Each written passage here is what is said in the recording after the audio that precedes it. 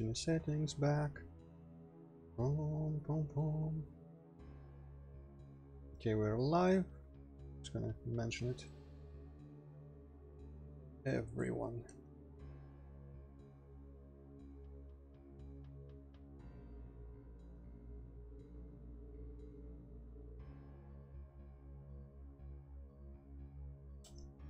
Okay.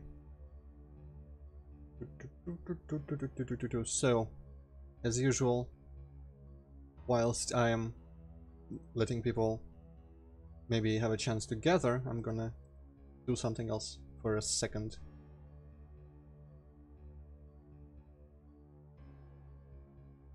Namely, I'm gonna change Brigand to Axica in my ongoing playthroughs to Lost in Vivo, Viable, whatever. And I think I have. Do I have it in my like future potential thingies?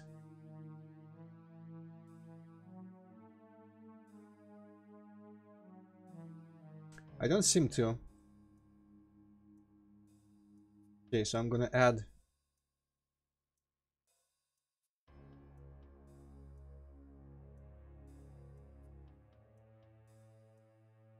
Actually, I'm not gonna add more Brigand to Axica. Screw that. Okay, that's good enough. Submit, submit, edit. Everything done. Okay. Now it properly reflects. Hello, Chain Gunner. Properly reflects my future plans and current situation. So Brigand is kinda done for now. I'm gonna stream instead Lost in Vivo. After I'm done with. Actually, I'm gonna stream it tomorrow. Or maybe I'm gonna stream the DLC last video tomorrow. I don't know. Haven't decided. The DLCs in a row kinda too much, but we are this close to the end of that, so we'll see. But hopefully Vivo doesn't take like one stream only. Anyway, so I think I remember things. Okay, let's see. Yeah. I'm just gonna check. Yes, OBS is showing it correctly. Brightness wise and all that.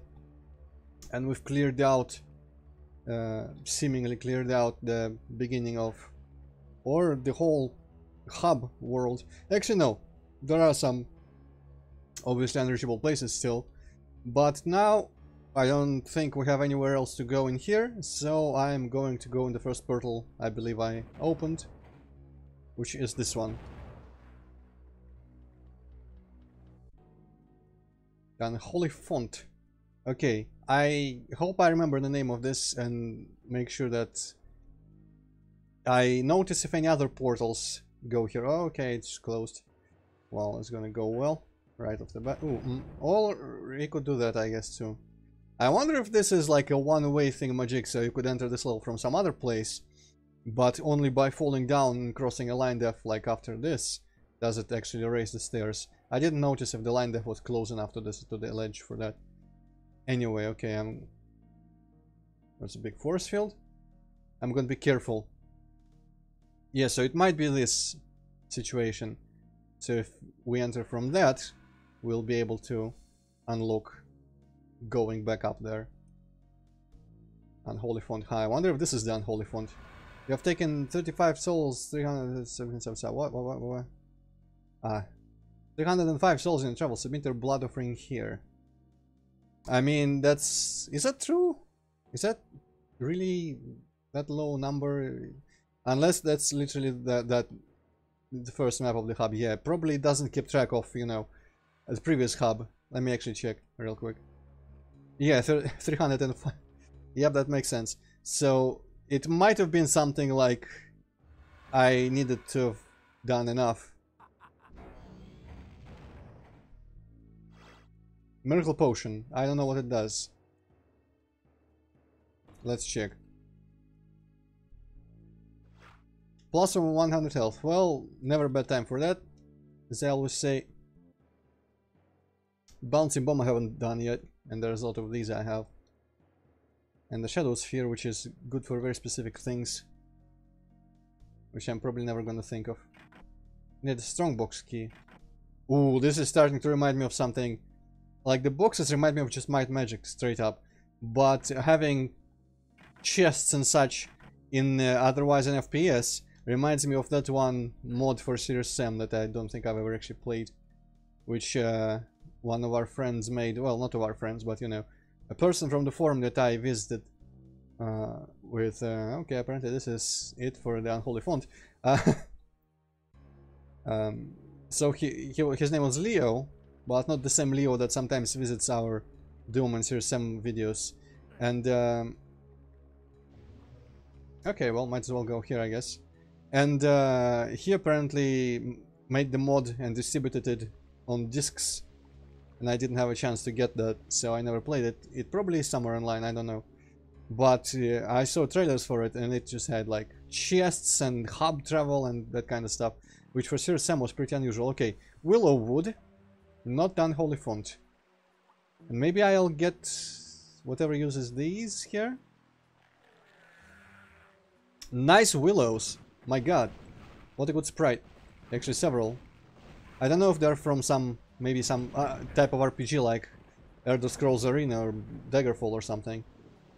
Okay. See ya. Well, this is gonna be slightly annoying to not get stuck in this forest. And on the sprites.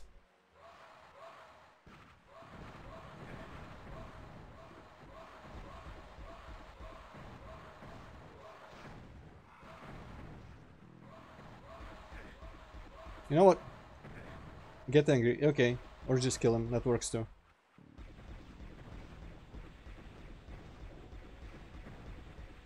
Actually, the trees are good for blocking the projectiles. Meanwhile, my hit scan thingamajig can just attack them easily. What was the green thing? Who shot it? Who shot there? Not sure. Ah, there's no one even here to shoot in that direction. Anyway, cool tree sprites. I guess they're not... They don't look too hard to draw, so I could have just drawn them. But they look really good.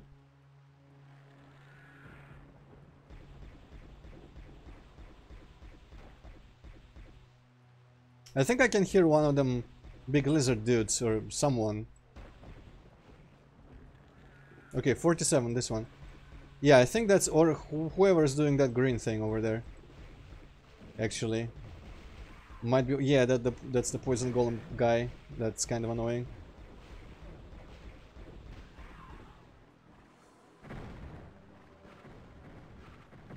Ha, wow. I've never known them to strafe quite this much. That's pretty interesting. Yeah, there's the lizard guy.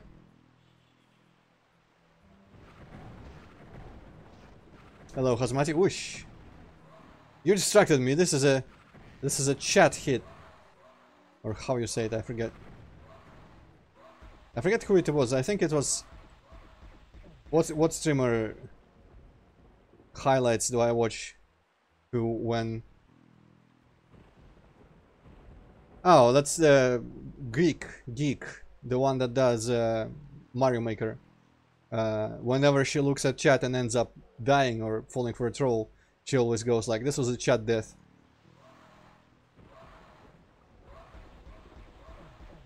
Or subscription death sometimes, you know. Depends on what distracted her.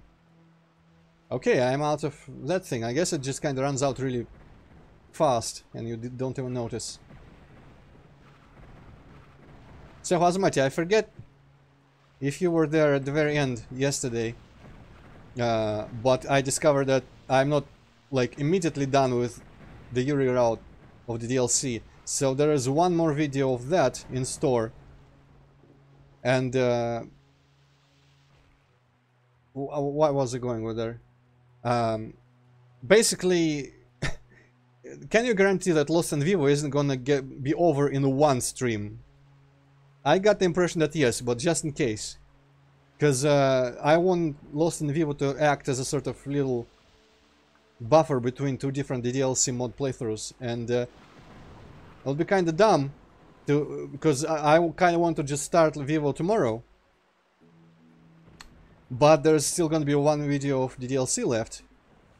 And it'll be kind of dumb if Vivo is just done before the DLC, and so I need to think of something else to pad out between the sessions of the mod.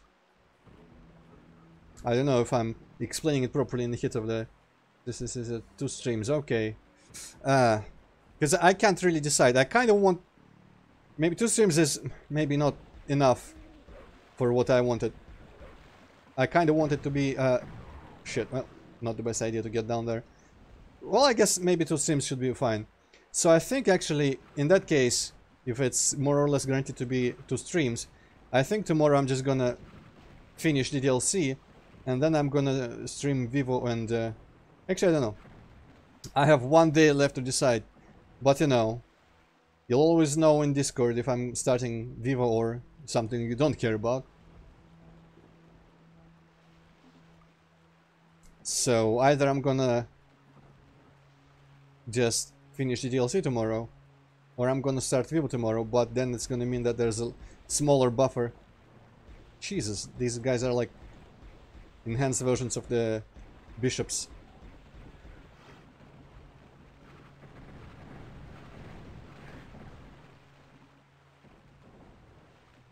Now, next stream, I mean, depending on what, but you know, I'm not keeping to a schedule. Next stream, I'll try to stream tomorrow. I see, that's the green thingamajig, so that's probably what takes Jade. I'm gonna try to stream tomorrow, but I've not decided yet whether I will just finish off the DLC real quick and then alternate between this and Vivo for like a week or 2, or if I'm gonna start Vivo tomorrow, and it's gonna mean less of a pause between 2 DLC routes. It's a very important decision, you know. My whole life is hinging on this one choice to make, and honestly, it's just like it's minor pros and cons of both approaches. Okay, Luis. I remember mine is Spider, but I'm not quite used to you yet with your this username, the Twitch username. So forgive me for having to look it up on occasion still. Okay, let's pick this up and see. Jade Wand. I remember the spread. I actually don't kind of remember. Is it just this? No.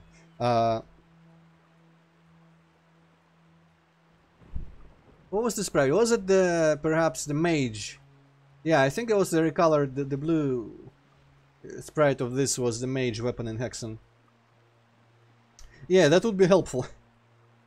But yeah, so has back to that. I guess it's just like really me being fickle, because I was hoping to put a little bit of a buffer between 2 DLC routes. At the same time, I like doing the DLC mod because it seems to actually like bring people in who like I can talk with stuff about. Not always, but you know, sometimes followers, there's new people, it's exciting, and I can talk about the weird shit, real life relevant that comes up because of that mod.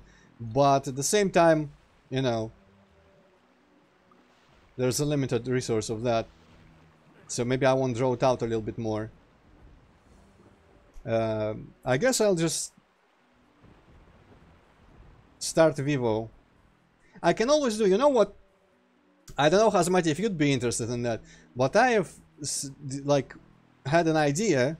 Kippacat was kind of like meh on it, which is understandable because he's like that about everything. Okay, I'm just making sure that I'm not missing any little side paths here. But I do know that I have to go here now. Or here, which is... Does it connect? It doesn't appear to connect. Ah, shit, well, I probably shouldn't be looking at the camera whilst in the view of monsters. And by camera, I mean map. Same thing, really. So I had an idea for new thing to stream, which is not just one game, but almost like a little... I don't know, how would you say rubrica in English? I'm not sure, like series or something. I've realized that there are a lot of strategy games. I'm really bad. I've never been successful, even remotely, in a single strategy game that I've ever tried. But for some reason, I've always, like... I've not wanted to learn how to play them well, but there are a bunch of strategy games that I own, and I liked just losing a bunch in and uninstalling, because I guess I like the atmosphere of them. No, not multi-content. Yes, RTS. Well, I mean, some turn-based are as well, but that's only pretty much on the heroes. So there are a bunch of strategy games, a lot of them Russian ones, old ones. So to list, the list I gave Heretic that I can also remember off the top of my head right now is from the Russian ones, it's Cossacks with expansions and the American Conquest, which is kind of like spiritual successor to that. It's a real-time strategy, like a historical setting. And its calling card was having fucking like giant armies on screen. And another one is Blitzkrieg, also Russian RTS, which is World War II, and I was actually mildly successful by cheesing in it, because the beginning of campaigns you could afford to just, you know, take the one sniper that you would usually get and pretty much solo the map, kill everyone with the one sniper, and then move on, select all of your tanks and just, you know, destroy everything that the sniper cannot get with the tanks. But then you get like a proper mission with scripting and events and stuff, and I just get destroyed there. Okay, let's see how this works. Okay, so it's pretty close to the mage weapon. So I would like to play that properly. Dawn of War. I forget which is the series that's Total War, right? Which like giant 3D, lots of enemies. I don't know what the hell Dawn of War is. I mean, I've heard the name. Let me actually Google right now, but I'm not gonna play it because I'm not interested in it. Okay, Dawn of War. Let me see. Dawn of War. Ultimate... Well, I mean, I'm just gonna Google the basic game right now. Oh, that's Warhammer shit. Nah, I don't care about that. I mean, I like Warhammer 40k a little bit, but I've never been interested enough, and I don't want to play RTS games about that. I more prefer like historical settings for RTS games. I'm gonna be unique, you know. If there's a lot of Russians playing it, I'm gonna be unique and I'm gonna play something else. So Blitzkrieg and Cossacks being the Russian one. Maybe possibly I will try Perimeter, but I don't know about that. Also, there is that game that's like sort of like first-person strategy game with the ability to engage in proper RTS style controls, but with like very specific requirements for that, which is called Parkan Iron Strategy, music from which I fucking adore, and it's one of my favorite soundtracks, but I've never been good at the game because it's difficult. It's not very RTS, but it's technically kind of like a hybrid. It's very like low unit numbers, low anything strategy wise, and just a little bit of slightly strategy like gameplay in that, so I will still count it towards it. So those are the Russian ones. And also Pharaoh, which is also one of the games I played as a child a little bit. I played missions without, you know, combat, because I just like the economy and I liked collecting loads of resources. But I'm really bad at Pharaoh. Well, I'm bad at all of them. And also Settlers 4, which is kind of similar. But yeah, those kind of games. But no, I don't want to play Total War. I don't want to play. I mean, Total War. There are entries, not Total War, not the other one, Dawn of War either. Neither of them. Mostly this concerns RTS games that I have some experience with, or some, you know, nostalgia for, despite always being bad at them and never getting far in them, or you know, just the ones that I own already, one way or another. I don't really see myself learning a new RTS, like a brand new, even though I would be learning the ones that I've listed from scratch, because I have zero skills and experience with them. But I mean, not learning, I guess. I don't see myself being interested in a brand new RTS. But those ones that I listed, I really want to play them all and maybe see if I can slightly like wrap my head around playing RTS games, or those particular ones. Well, Hazmati, most of the ones I listed are pretty much like that. You may look up, you could look up Pharaoh, which is like Pharaoh, and it's quite Age of Empires, like, as I understand it. You know, at least, you know, from the age. Settlers 4 also, and Blitzkrieg and Cossacks. Basically, look up all of them if you want, or I can after this stream I can throw some links in Discord or something. Oh, have I missed this place before? I guess I have. So they're all pretty old RTSs. I'm not interested in the modern ones. And I'm not really interested in any of the ones that I have not listed here. I may be forgetting a couple. I also kind of want... There is a Russian RTS also. Oh, let's just stop off that. Which I have seen and touched, but I have no idea how to find it again. It was called Orda, which is like Horde. And it was pretty much Russian Warcraft 2 or Warcraft 1, whichever. And I have vivid memories of it, but I've played it like 3 times and then stopped. And I don't know where to find this anymore. It may not be anywhere on the internet for all I know. StarCraft I don't care about, I'll be honest. The Blizzard ones, I'm like, eh. Even though StarCraft I actually did play a little bit, like 2 missions of it. Which was pretty much the same experience as with the other ones that I listed. But StarCraft never got my attention, so I never wanted to like learn or get better at it or play it more for some reason. I guess when it comes to RTS, it's like most games that I play for the atmosphere. And you know, gameplay is important in action games and such, and I like gameplay elements like exploration and some action, but I also really enjoy just atmosphere. And RTS games are really good at immersing you in like a historic style feel, which I really enjoy. And there are not a lot of other games that do that, other genres. No. I was never interested in any Warcraft games, so personally no. Well, also I just read your message a little bit better, Hazmat, and I guess if you mean old ones you played specifically in the past, that means that's not going to be any of the ones that I listed, but the ones that I listed are very similar. So, you know, will still catch your attention. But mainly it's because I keep wanting to play them. But since I'm streaming more nowadays, I figured might as well stream it, why not?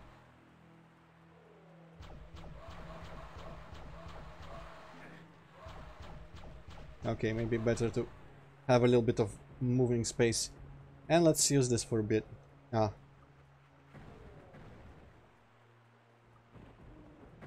Okay, I can't really shoot through those bars. Not really worth using the crossbow on those guys because they're ghosts. Yeah, or maybe I could. Okay, there is a lot of projectiles flying around.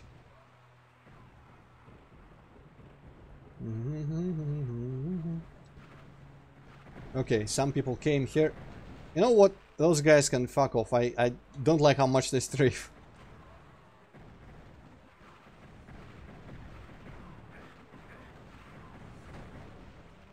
God damn it. I swear.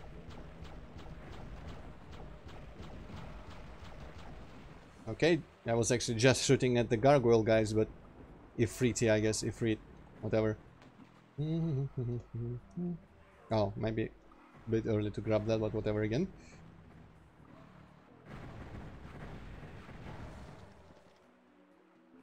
Another ovum.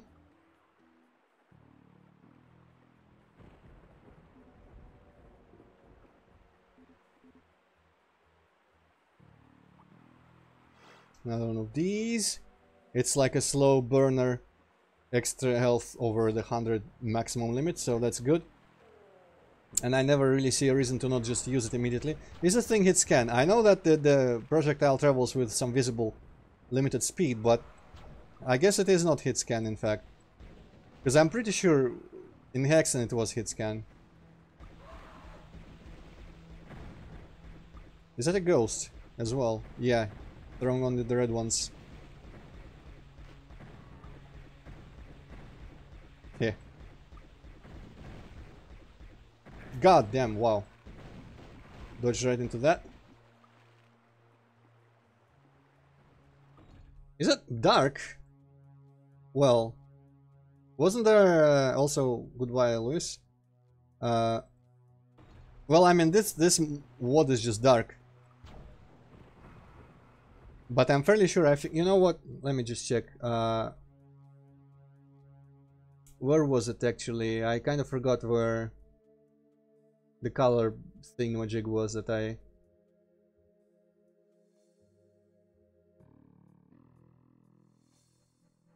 Where was it? Color range partial. I think that was the new setting.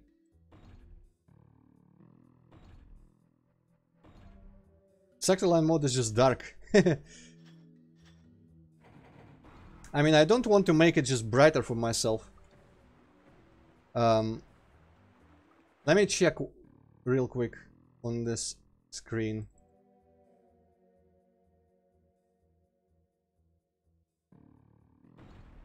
Okay. No, on Twitch, I open Twitch. Nah, I don't want to play on bright. I looked at it on Twitch just now, and it is showing correctly, unlike the when I played Abysm 2, when it was to me visibly showing incorrectly. Now I have confirmed just now on my current monitor that it looks the same as it does on my actual window where, like, you know, the gameplay. It looks the same on the stream, so it's not making it darker anymore. But I do enjoy having, you know, a dark... Wait.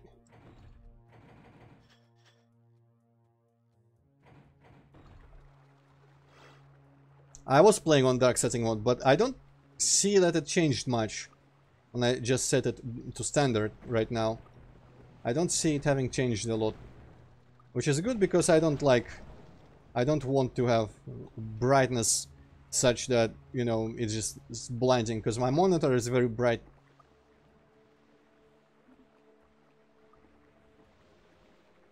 And I have checked just now, and on stream it looks correct to me, so it's no longer that weird dark mode that I had, fucking those guys, for Abysm. So here it is, literally, like, back then I was mistaken to exclusively blame people's monitors, but now, this time, it is more likely true, because the Twitch color setting, the OBS stream to Twitch color setting is correct this time, since I fixed it.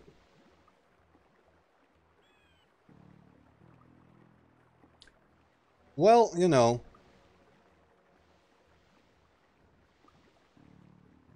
I don't know if I can maybe change some... I also kind of didn't notice if that opened anything. Maybe I could change some settings in OBS so it streams brighter. Is there any sort of setting for this kind of thing? Oops. Just disable that completely now. No, okay, I didn't.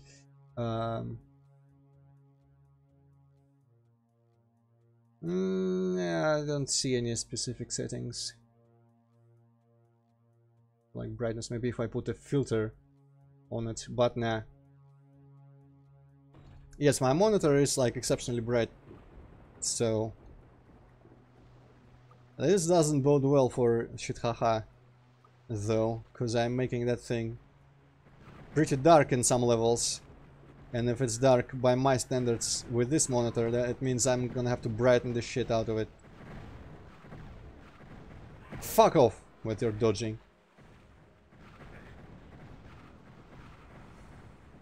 Yeah.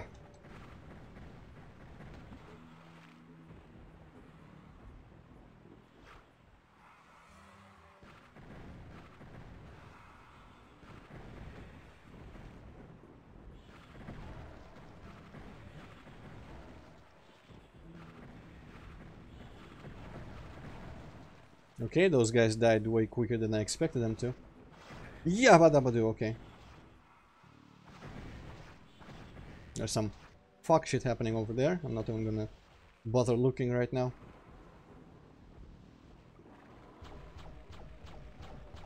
Is this thing actually strong? It feels like it is pretty strong, actually.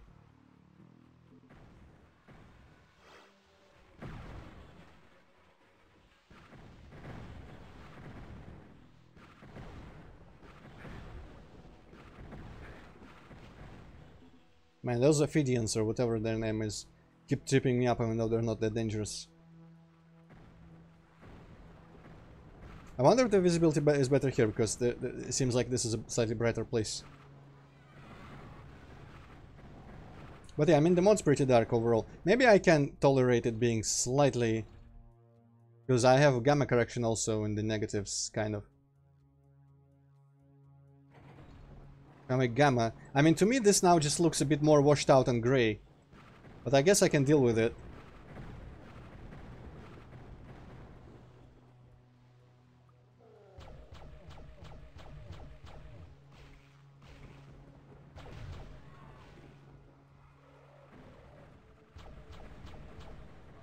Is he...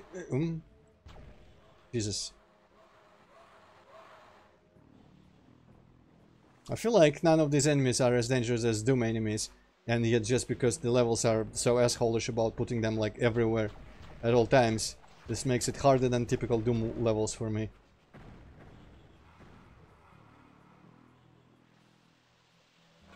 Ah. Oh, I shouldn't have done that.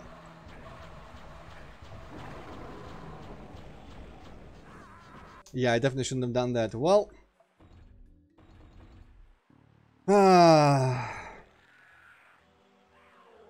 there is no limit to how much I hate ambushes like that, or just traps like that. Because there is no way to survive them on your first try. I do, but my life meter, I keep looking at my ammo as the bigger number. Kind of bigger looking number. And I keep thinking that's my life, because I'm not used to the Heretic HUD still. And also, I didn't really, you know, think that it would be worth it trying to live through that shit by drinking all the flasks, because I wasn't sure that it was gonna ever open or anything. Like, maybe I needed to do something. I didn't want to just sit there and take hits and drink flasks and then still die. I guess that's not really logical, but still, you know. That was my thought process at the time.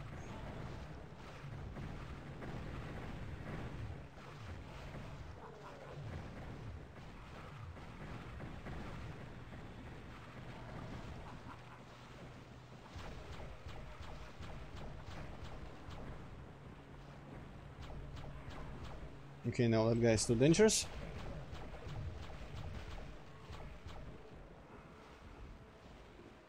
But yeah, one thing I absolutely detest in Doom levels and Heretic levels by extension is these fucking just... let's put the player in a situation where there's no way they can know how to even survive until they, you know, try several times. To me that's never, like, I can never... unless it's some sort of Dark Souls where dying is part of the gameplay loop and you can come back and retry without literally just like losing all your progress since the last save. To me, that kind of thing is never ever even possibly considerable as a good design decision. Yeah, Hexen enemies. You could see the lizards, the everyone's favorite stalkers.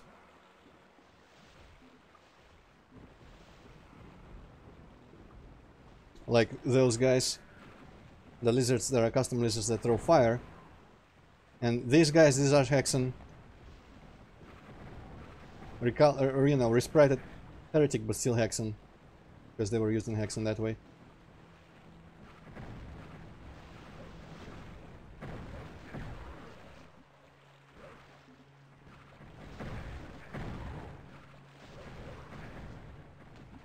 And yeah, of course, the Stalkers, unchanged from Hexen, are the worst, one of the worst Doom Engine enemies that I've ever seen. And they are somehow, for some reason, still used here. Apparently the author thinks they're good enough. Mostly I hate them because they block you when they're underwater. And they have a really annoyingly small window when you damage them, because some frames of their animation they seem to be invincible completely. Fuck over that thing, I want this.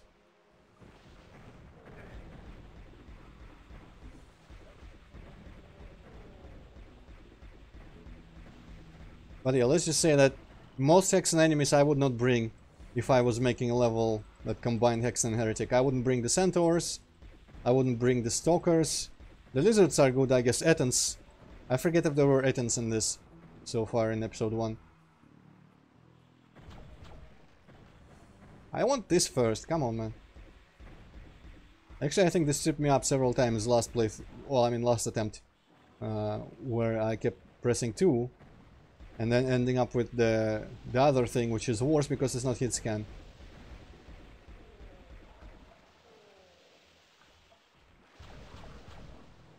I wonder if this is like secretly magically good against the stalkers or something. It'll be kind of weird. So I think that's the ledge. And that's the cage, actually. I think that's the cage where I got killed. So maybe there is a way for me to get people's attention and kill them ahead of time. But yeah, basically never go into any fucking teleporters in this. Because they will always bring you somewhere really awful. And unfair.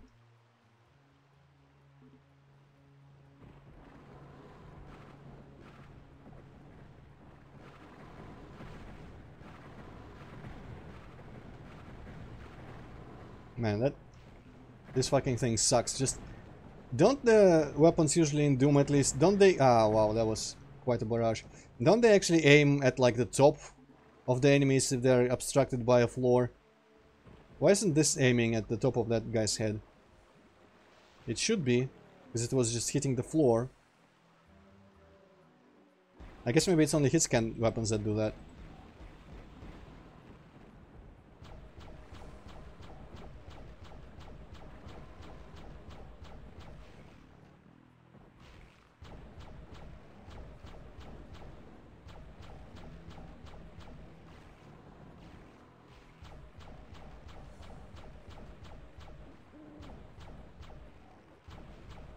Man, the fucking stalagmites rather.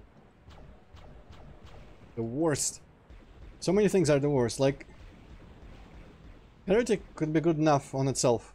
Why you got to put so much annoying shit in these levels? Like the poison enemies and the geometry that's just annoyingly constructed. Well, the sprites to get stuck on, like the barrels and the trees like this here. Sprites are never good to try to like work around as proper sector geometry is.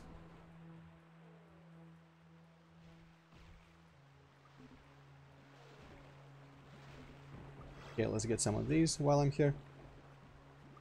Might seem like I'm just, you know, criticizing this thing. I'm enjoying Faithless a lot, but there's a lot of just little annoyances in it. Some of them inherent to the elements that it takes from the games, some of them original, so to speak.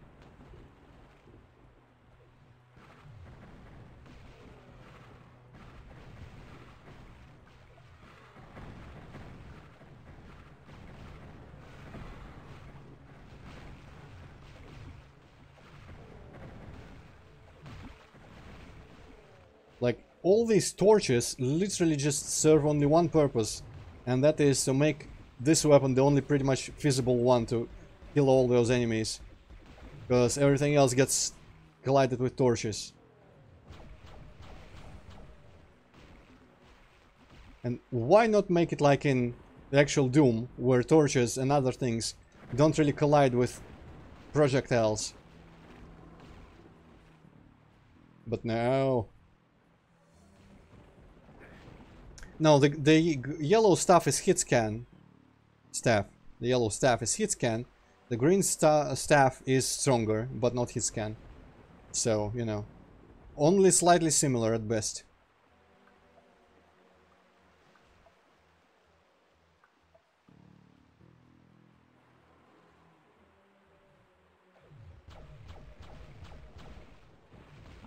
But it is, the green one is as bad as the mage one from Hexen in just getting stuck on every fucking corner instead of hitting the enemies.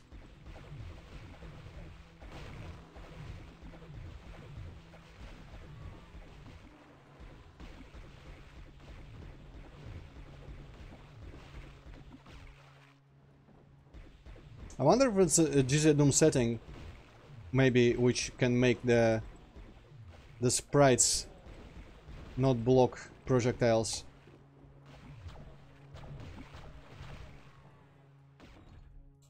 I'm gonna check, actually. Of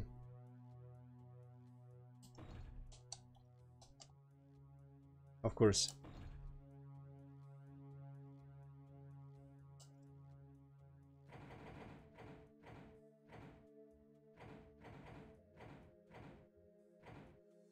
Nope, does seem like there is an option for that. I guess it's a... I don't actually know. Maybe it's a compatibility thing, but...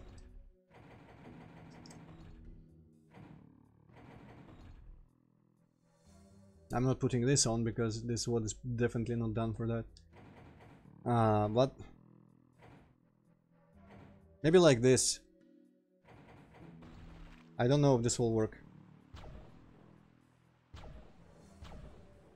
It will make their projectiles fly through the trees and such as well, but I'm willing to trade that for being able to actually shoot through shit like that myself, because that is one of the most like terrible things.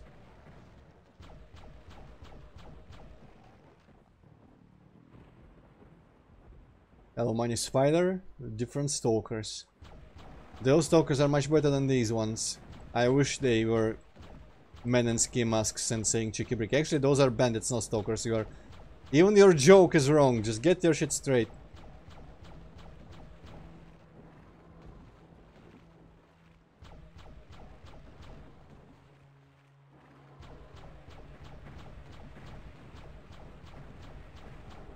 Maybe I can just disable all the decorative obstacle things, because they bring nothing but misery in this wood. Okay, fuck you, I guess. Jesus. Where do they... is it just me, or do those appear halfway between us? It sure feels like that. Maybe they just appear suddenly and I can't react to them or something.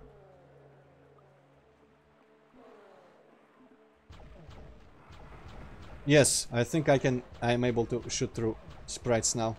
Fantastic.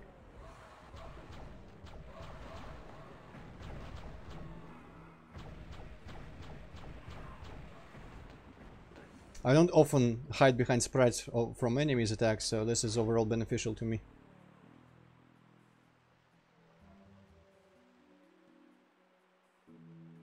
Russian salad? What kind of Russian salad? There's more than one Russian-ish salad. Okay, no jade around here anymore. Bleh. Ah, there is a one. Not a lot.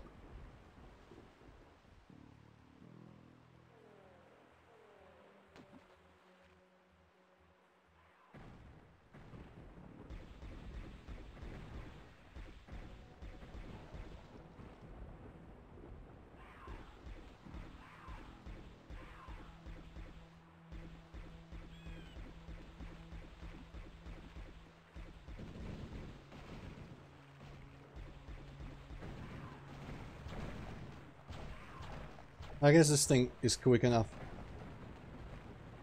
Olivier, yeah. That's pretty much one of the only salads that I actually eat. It's a New Year thing and we're gonna have it this New Year too.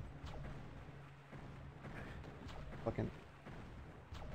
there are many ways to prepare it. There is like variations of it.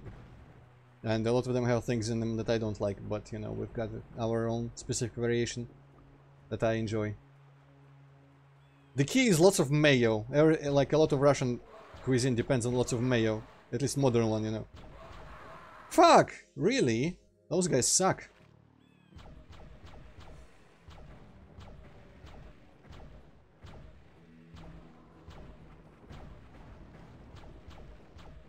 I'm really not used to fighting the Nitro Golems because their thing just... I feel like... appears, they shoot it very suddenly.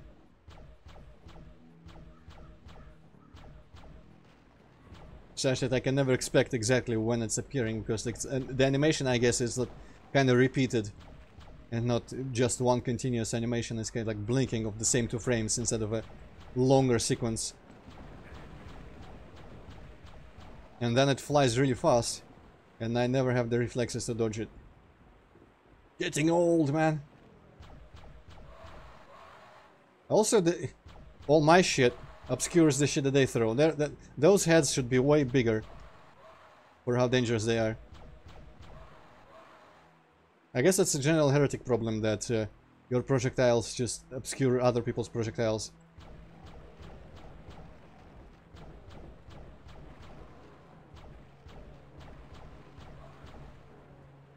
Sometimes I wish my brain let me play Doom Engine games with auto-aim off and just manual aim, because that would be so good for some of these situations. But I enjoy the factor of, you know, having to get closer to some enemies to hit them well, because the auto-aim works only at some distances. That's like accuracy on my weapons.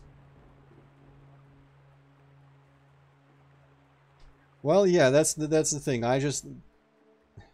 It's not authentic to me. I don't want to play with any of that shit. It's like playing with mods. And you know how I am about... Okay, so maybe the thing didn't actually do anything. Unless it's controlled in the save. Let me check. Okay, maybe it was in the save, in fact.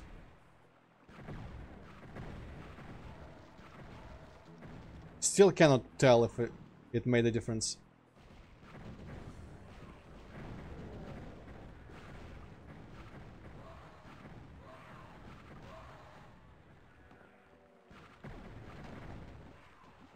But yeah, I enjoy the aspect of auto-aim really only working well when you get closer, which makes it kind of work like an accuracy mechanic almost. Because that presents interesting challenges. For far away enemies, you can't just snipe them easily ahead of time. You have to, you know, survive and find a way to get close to them.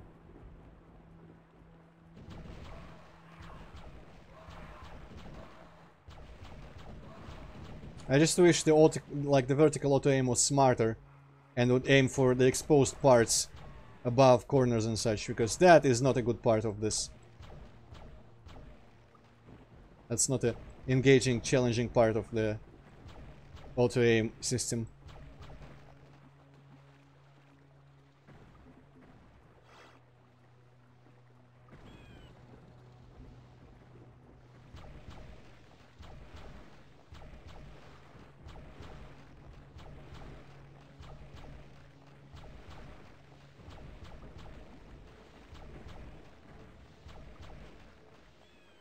You know what?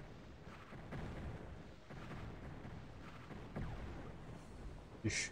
Oh no, he came here.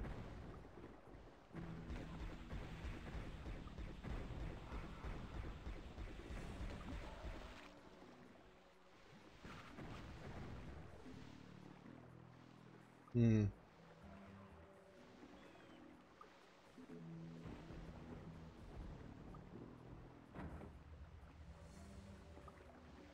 Okay, so that opened a bunch of bars.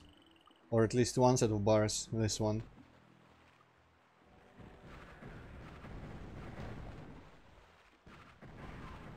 Ah, you bitches cannot dodge when there's no space for you to dodge, huh? Too bad, okay.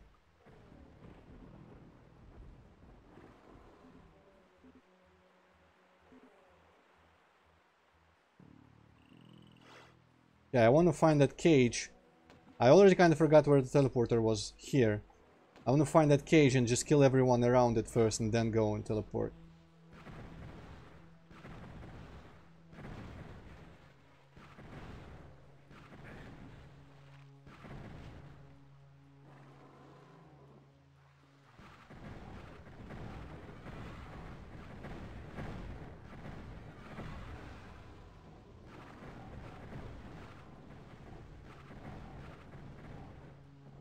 One thing to consider is that I think, unless he changed it, the difficulty should work in a way that the one I'm playing on, the enemies have like double the projectile speed or maybe double their own speed as well. I don't remember Black Plague, what does it exactly do in Heretic, but I'm pretty sure at least the projectile speed is increased. Let me actually check. Oh, didn't pick up this? Okay. check the other bars just to make sure. Okay, no, these are still here. Because I was under the impression that I got through here somehow, but maybe I didn't.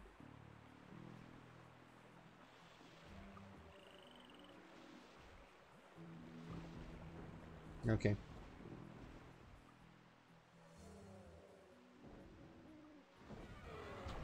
Oh, there's a bunch of people here now. I guess I don't really need to be using that, because there's lots of arrows everywhere.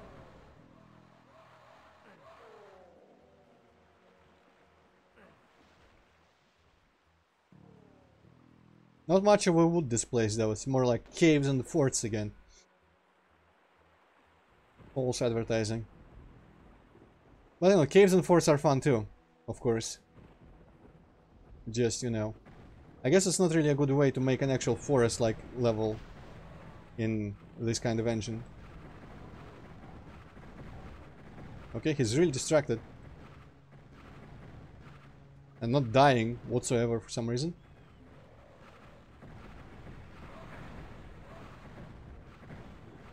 Ooh, Jesus. That's a little bullshit.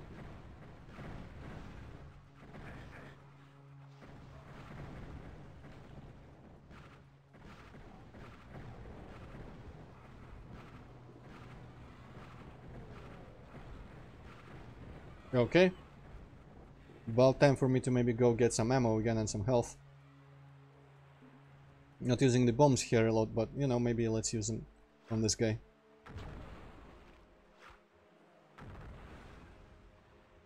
Literally the only enemy I can use them on safely.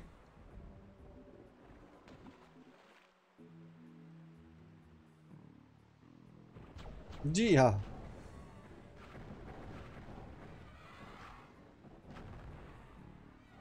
That killed someone, but I'm not sure who. Oh, well. That was slightly pointless.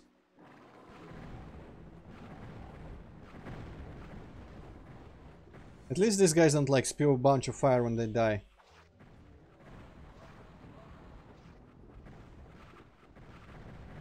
Fuck off with your red axes. Tomahawks, whichever. Die already, Jesus. What's up with that guy?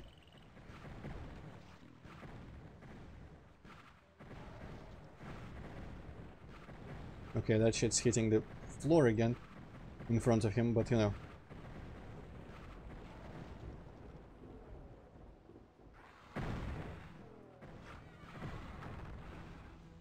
And there go my bolts. Yeah, there's the cage. Okay. Yeah, this was here.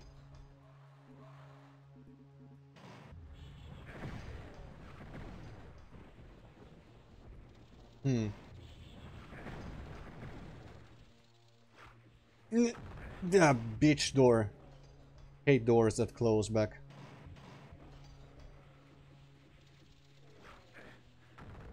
Yeah, that's not probably gonna work. Okay. Let's just eat some shit and... Actually, this thing seems like it could be good.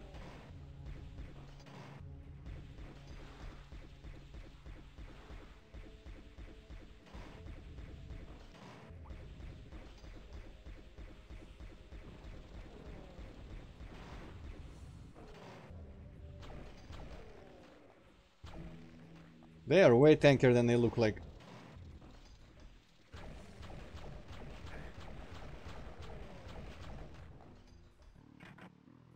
Huh. There's a straight up bunch of chests around this point. Chaos rune. Another new weapon?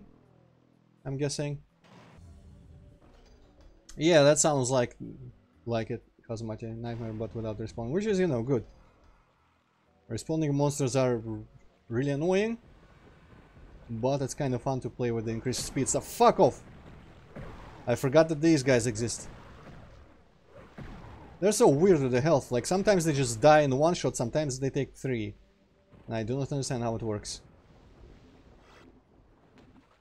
And in here? The most annoying thing, of course, is that they are blocking when they are underwater. But, you know, we've discussed this before.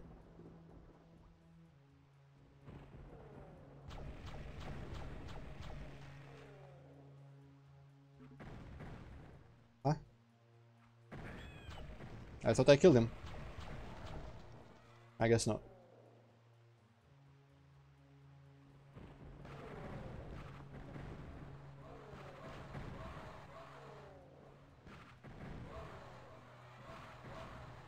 I guess Willowwood is just like the name of this village here.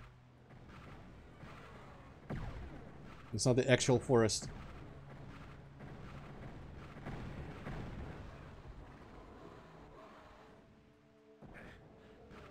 I could buy that.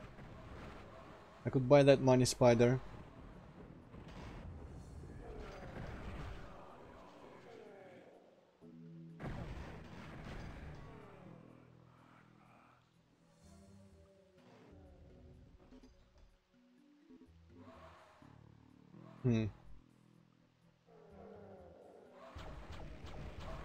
Come on, aim at that guy.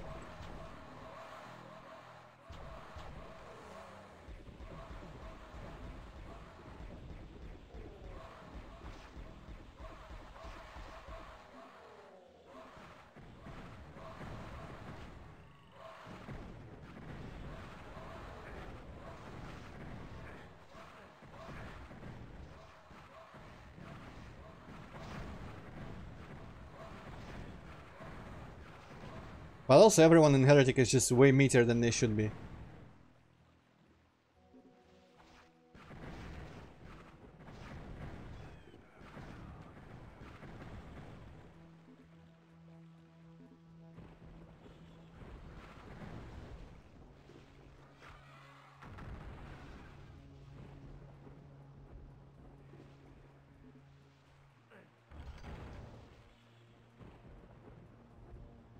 Yeah, that's, I agree. I mean, I have never had that much problem with the Doom spread, but mostly because I always prepare for the worst and I'm used to the worst. But Heretic, I guess maybe I'm not used to the worst possibilities of how it can happen. And thus I expect them to die faster and do less damage and stuff.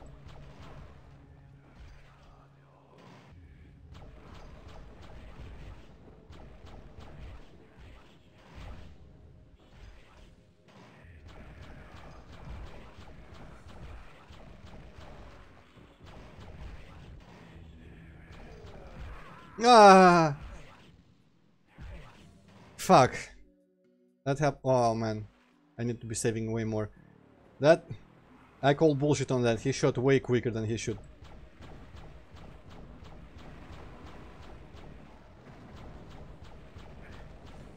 Remember when I did episode 1 in one stream pretty much? Yeah, that's never happening again. Just like one level per stream there nowadays.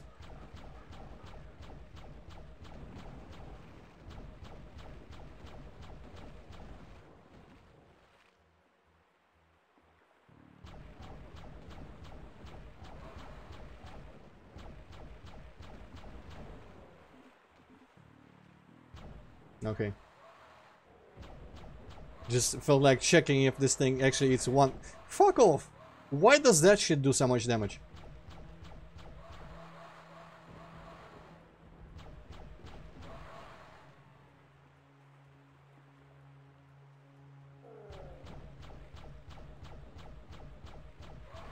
God.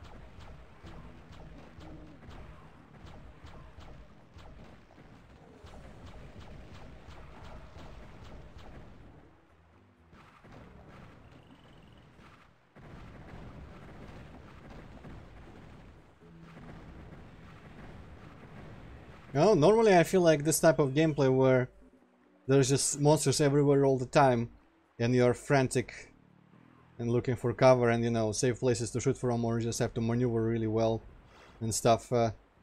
And the monsters keep arriving from other places where you've woken them up and they keep slowly coming. Normally I always believe that that's the type of gameplay that is pretty much my preferred variety in Doom, but man, it gets annoying in this world for some reason. There's just like... maybe there's too much for me. Too many monsters everywhere. Like, you walk in the room, you're dead.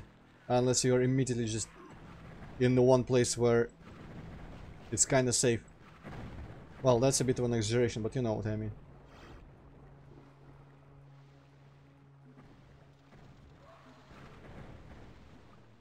It's like every room has all its sides lined up with the freaking like auto-aim Nitro Golems or the undead warriors or some shit. And filled to the brim with serpents and gargoyles that just get in your way all the time.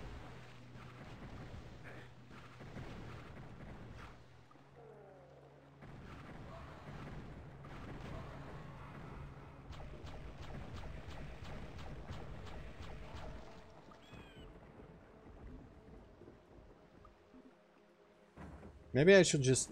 I don't know. I should probably stay top off in terms of health, but I don't have really that many quartz flasks at the moment.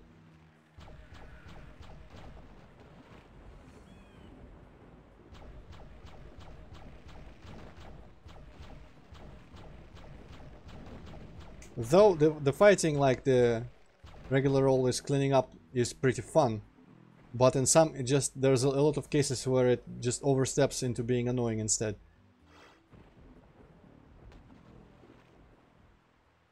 And of course there is no excuses, in my opinion, for things like that teleporting to that cage. I can never, ever, ever agree with that design decision, that kind of design decision. Or just, no, teleporting you in the middle of some bullshit.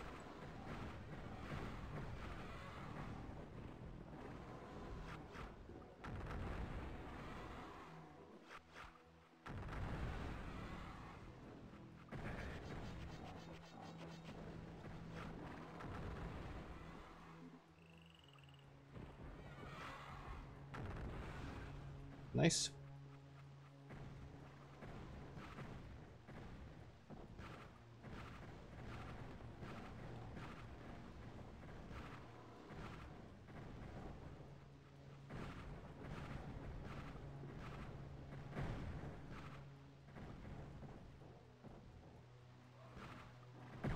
Yeah.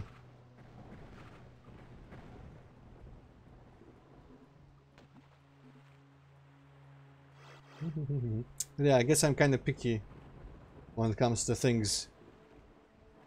It's kind of weird because it's kind of a dissonance. On one hand, I like when games like punish stupidity and let me fuck up and demand focus and exploration and just like quick thinking sometimes, I guess. But at the same time, there's a lot of things that games can do that I'm just like, nope, that's annoying. I don't like that thing that they do. I guess I'm kind of finicky in the exact types of things that are fun to me.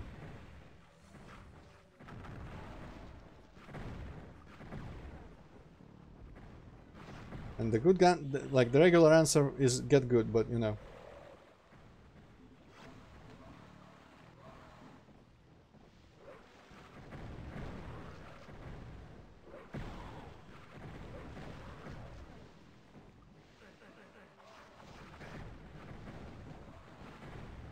Oh no, this piece of shit is here.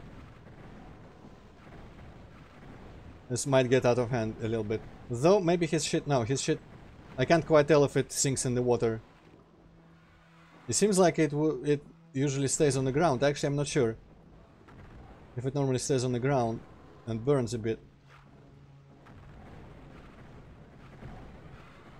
But there it was sinking in the water, which would be logical for fire. Fireballs.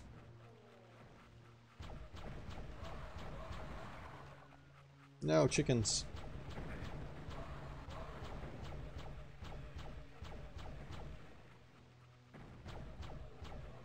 I feel like that guy or the guys on that ledge just have inexplicably 10 times the HP because I keep hitting them and they just don't die. I guess it is that one guy. Last time I hit him a lot with the crossbow before he died. Dude! I guess he's annoyed at someone else.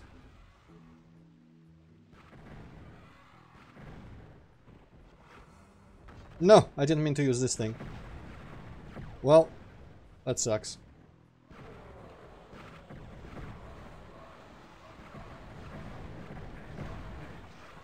Fuck off.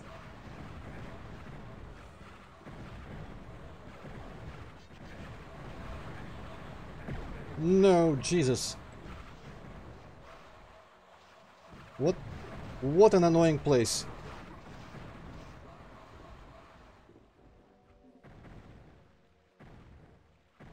Gah! Where did that fly from? Fuck me. Okay. Well, no, there was Dragon Claw, but in this hub we haven't found it so far.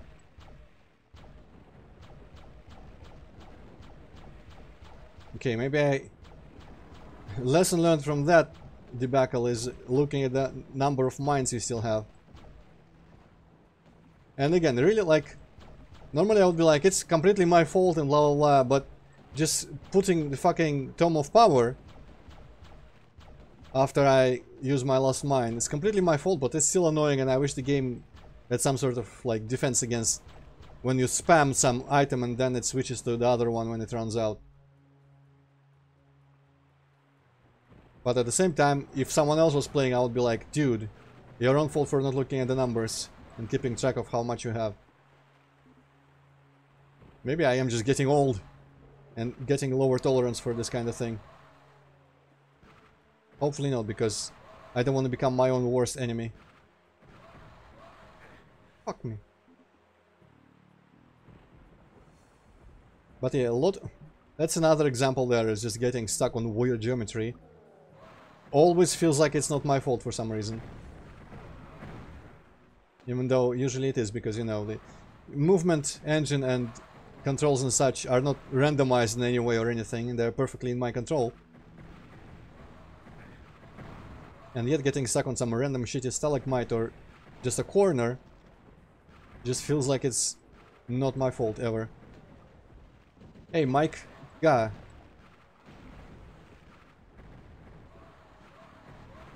Good thing you didn't raid like half an hour ago, because I'm just dying continuously in this section and having to replay 20 minutes of the same over and over. But hopefully this time I will get through.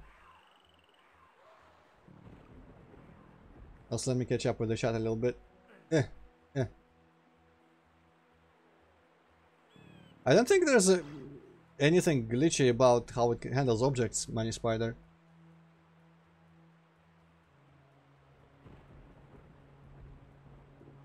I don't know if I know what you're talking about in regards of getting stuck on the sprites.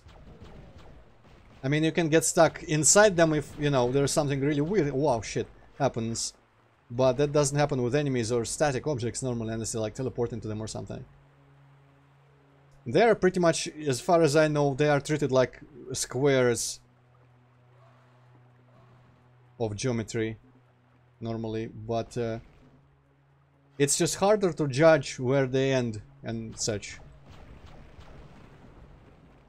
But honestly, even just like sector geometry, sometimes it's like, maybe it feels dumb to me because you know, you got peripheral vision, IRL and stuff, and it feels like the character wouldn't just get stuck on shit like that. Maybe there would be some sort of some type of mechanics so that, like, I don't know, that would never... It'll be even worse if the game tried to guess what you want and try to like move you along the edge or something if you're getting stuck. With the geometry there is actually, like, you can get stuck on some weird corners in Doom on sector lines. Ah. Jesus! Welp, out of healing. Because some shit does ridiculous damage in this game for no reason. Okay, that guy needs to die. Ugh,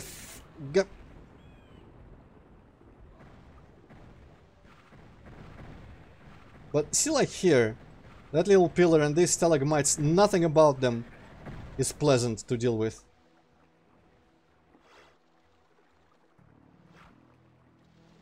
Or, you know, feels fair. Basically, this demands a lot of movement, kind of precise movement to dodge all this stuff. In an environment where sometimes I can't even tell where solid objects begin and end. But you know, I'm sure that with enough experience I can deal with it perfectly. But I've not really played Heretic besides beating it once, all the episodes on Black Plague, and that didn't have most of these sprites. Try for a second. I don't know. That happens on sectors, if anything, with some angles. I don't really remember something like that exact thing happening. Something that I would describe as getting stuck for a second or so on sprites. Maybe I have not paid enough attention and it happens to me. But I can't remember it.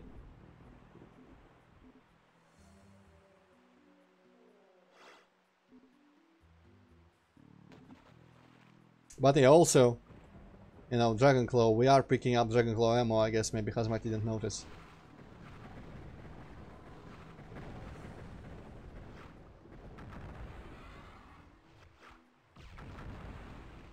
It's literally just, I am really bad at keeping track of the geometry around me, and I always like backtrack into obstacles, and I don't have spatial awareness that tells me that, hey, right now behind me there is a wall. So it's partially my fault, partially, I guess it's completely my fault, but it's still really annoying to deal with. Because I only kinda have an image of the geometry behind me in my head, and I don't always feel exactly when I'm about to hit something, you know? Yeah. Where was the place? Did I kill the dudes? Oh, it was this actually. These bars, okay. Right. Okay, he's feeling vengeful. Maybe I should clear out this part.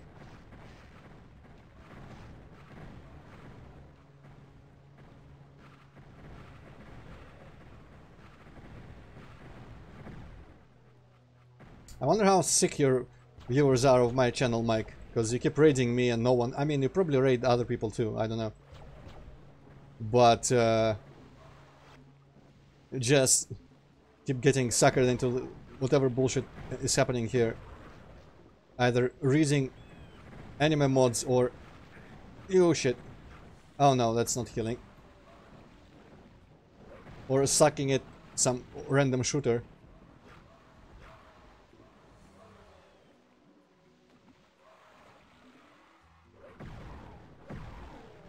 But I don't know. Judging by how quickly they escape as soon as you raid me, I can tell that they have free will. Okay, that killed someone, so I'm happy.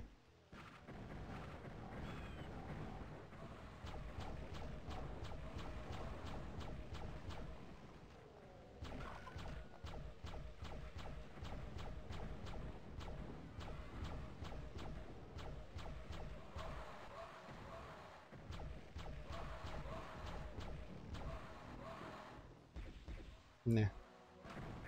Fuck off, mate.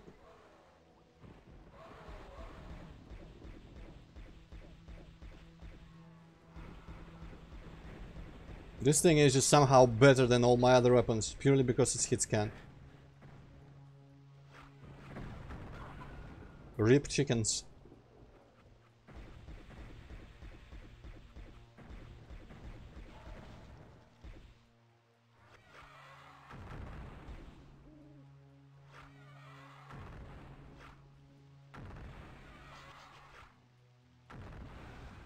Okay, you know what? Okay, I'm finally saving. Well, yeah, actually, Hazmati, I wasn't really talking about you. Surely you don't come here with Mike's raids. I was talking about the people that get forced in here by Mike's raids every time. But I can understand not being interested in that thing, I guess. You just don't like fun. Don't like MLP, don't like Okie Dokie. What do you even like? Okay, there are some bombs here.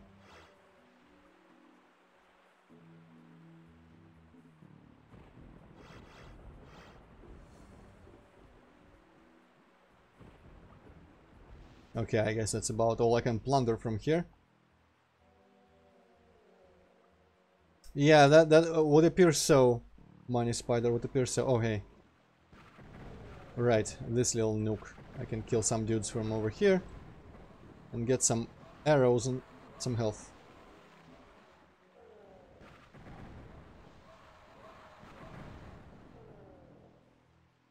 Well, what else is there to like, Kazumate? Everything else is superficial.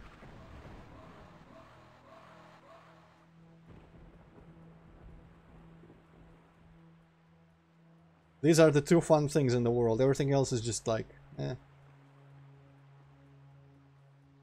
Okay, how much do I have of stuff? Okay, green thing, I guess it is then. God damn.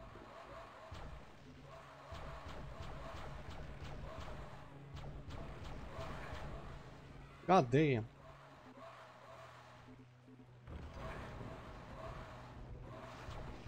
Oh no, people are coming in here. That's never good. Ah.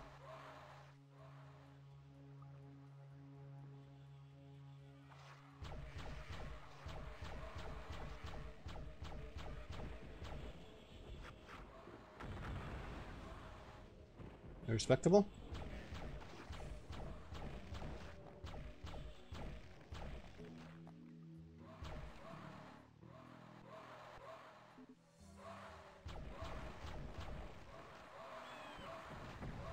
Somehow I'm having more...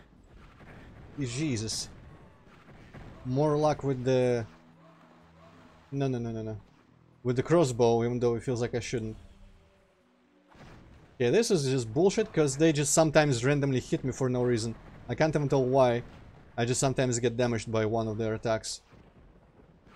Even though they're barely only just shot and already I'm hit by it. So that's why I saved there, because I didn't want to deal with this fucking room anymore. Okay, so what the hell is this secret?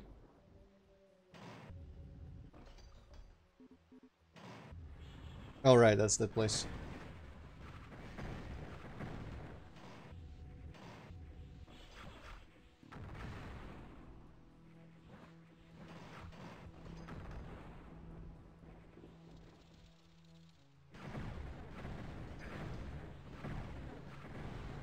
Oh, Jesus, okay. Time to drink these. I wonder if they stack properly. Get fucked, and get fucked.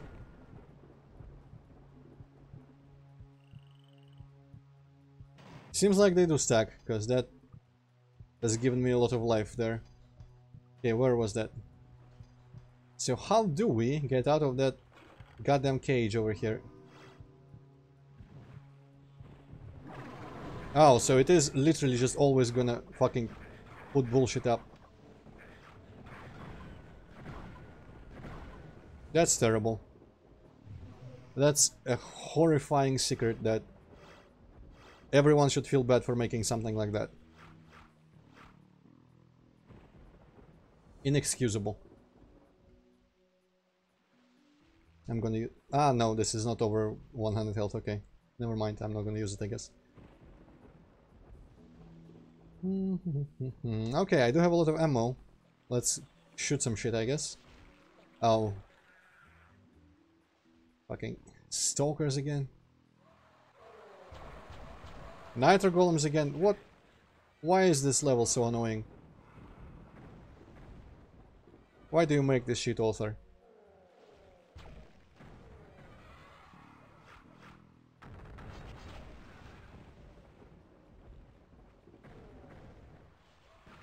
Why do you just make open areas lined up with the fucking Nitro Golems on every side?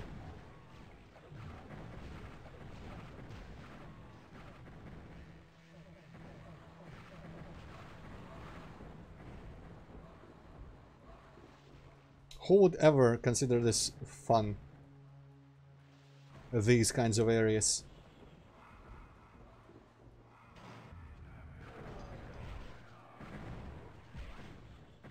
Oh right, there's those guys there.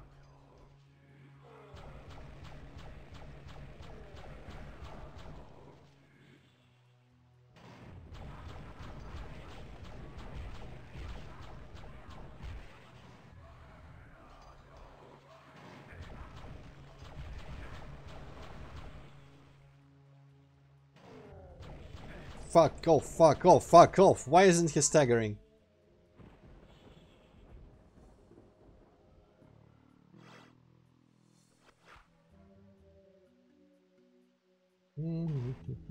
Oh, sideways door. Hell is this technology?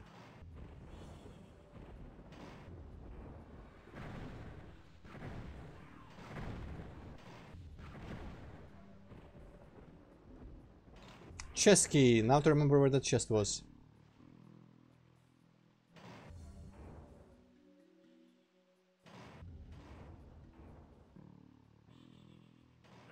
Okay, this doesn't open. It's some sort of wine bottle rack or just one of these walls. Okay, who was doing weird sounds here?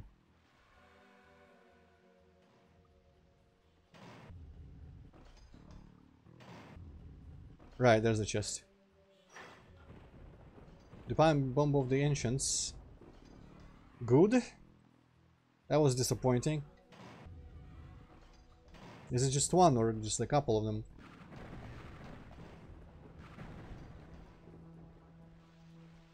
Well, because that's how it works. Boom. There we go. That's why it's called a time bomb. You set it down, it, you know, waits a little bit of time and then it bombs. Obvious, no? Oh wow, that's a lot of ammo. Okay, I'm take out this thing. Hey, Pizza Panda LP. Feel like I remember you from before, but not from what you've watched of mine. So, anyway, doesn't matter. Welcome back. I feel like it was probably DLC because most people I don't like remember well enough yet came for the DLC. Or it was just Mike. Okay, makes sense. There were some people from Mike's race that stayed, so you know, not as much as the DLC brought in, but some.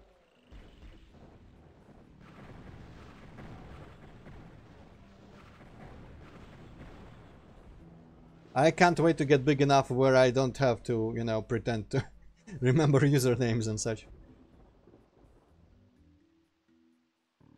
Right, Hazamati? What the hell is up with some people?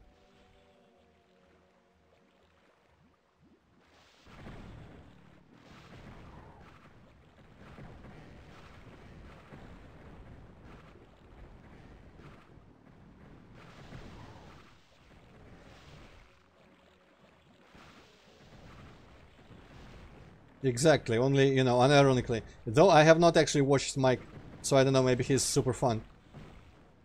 But I don't really watch streamers usually, so I still wouldn't sub, likely, to anyone. Okay. Charles Divisie.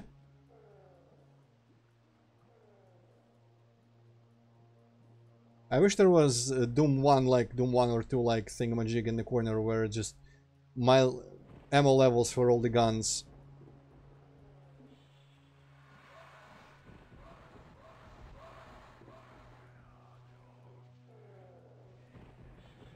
Yeah, I guess you can't really give away a sub that was gifted to you, can you?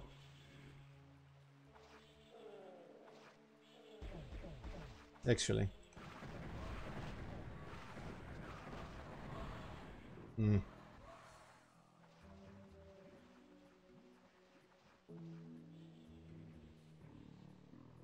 Gonna try to come from this angle. I see that bitch.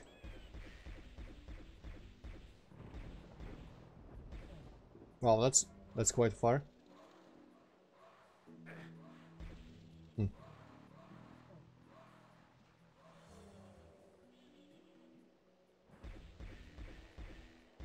Was she like stuck up there or something? Anyway, apparently this is a new side I have not explored yet, so let's go here instead of that annoying area that's like the third exact same kind of area in this level. Where it's just, hey, lots of houses, big open courtyard, and a fuck ton of homing missile snipers on every house, on every roof. Aha, this is the top of that stuff.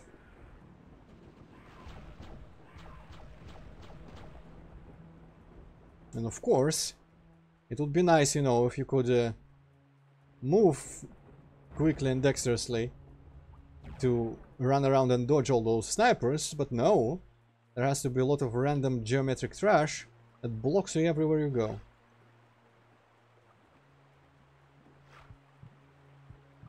Okay, let's maybe see if there are any left. No stalkers left here that I can detect.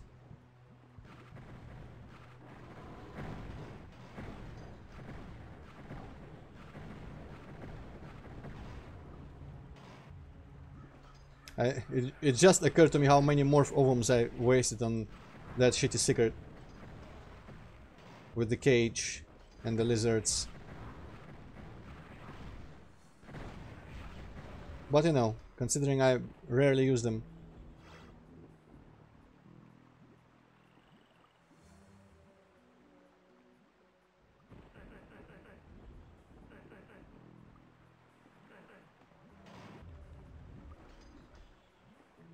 Well, Hippocat, when you leave, we're gonna continue with the accusations as if nothing has happened. Just, you know, be aware. You have changed nothing. You have to be constantly present.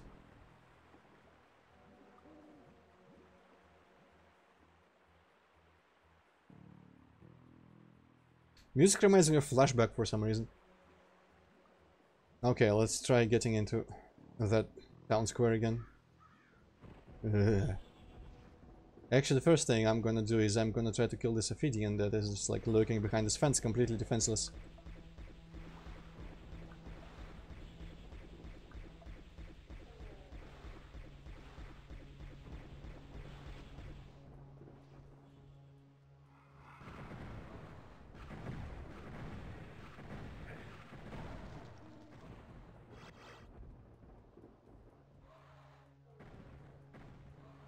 Yeah, I kind of want that.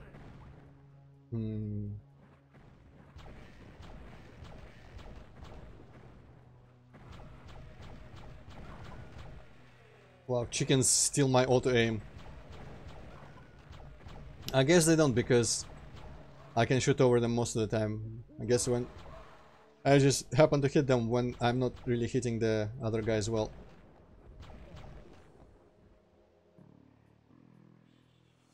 Do they, Mike? Maybe everyone's lying to you. Have you considered that? Maybe it's a facade. People are using you for something? Yeah. Okay, that's not actually that much danger, because I was nearly topped off.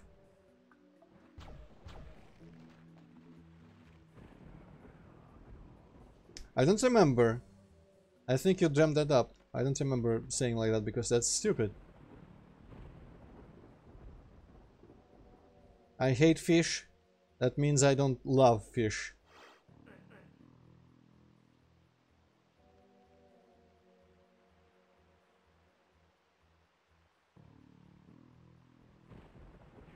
Yeah.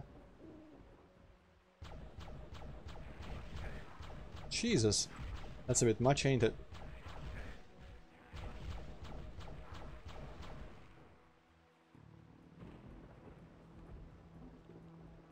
I love'n't fish, yes.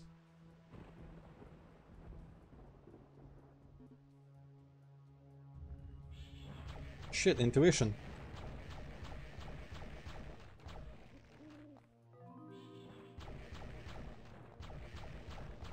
What is this, like the second secret I found so far in here? Well, that looks like a big Dragon Claw ammo thing that I can't pick up even.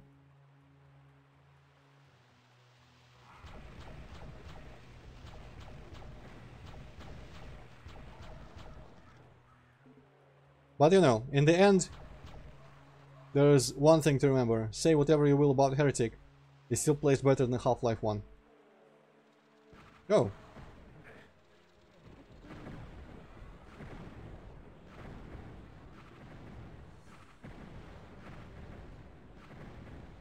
I'd rather fight Stalkers and Heretic and Hexen than the fucking Marines in Half-Life any day.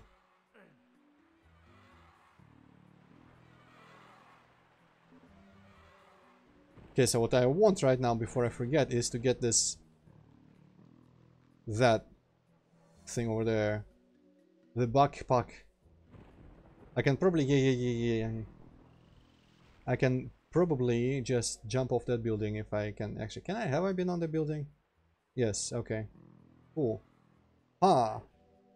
I guess diagonal run required. We've discussed this with Touchdown in our DMs recently about I completely abhor any sort of secret requiring. I guess this didn't actually require it, so it's fine. But for some reason I cannot deal with, even though I know, and I probably usually diagonal run when I want to make a jump. But for some reason the idea of a secret, much less, you know, actual progression of a level, demanding you diagonal run, just screams wrong to me. But you know, it's irrelevant because that did not require diagonal running, so that was all good.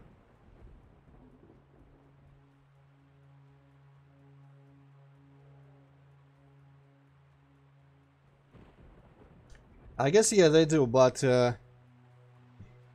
maybe I should replay Half-Life 1 one of these days, because I was always stuck on the notion that Marines are just regular enemies and I shouldn't use like any of the good weapons against them.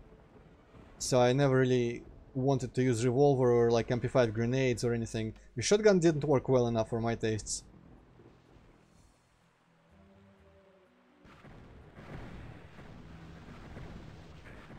Huh?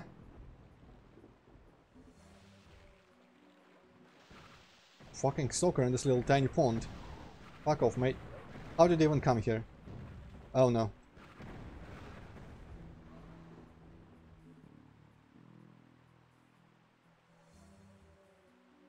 The Half-Life is one of those things where I can see how it's kind of brilliant, but it lures you into thinking it's a typical FPS, and then the things that you would do in typical FPS games just don't work, and it feels like shit. Instead of like, I've watched this video where a guy was like, okay, this game just demands you, expects you to play like a scientist, like find the right approaches to things.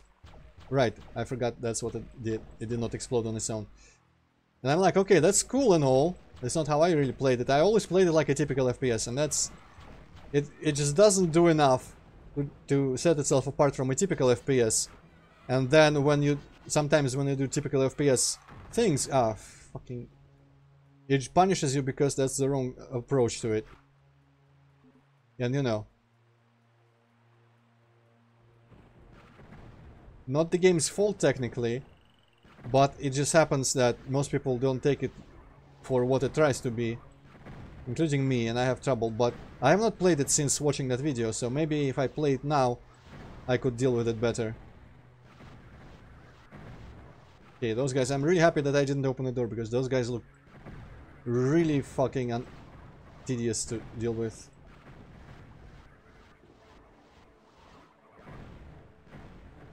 Ah, fuck it. Jesus, that's a lot. Yeah, there's a dragon claw at least. Okay, that's good to know at least, Hazmati. That apparently that's just unbalanced. Need the red key. I don't have the red or the green.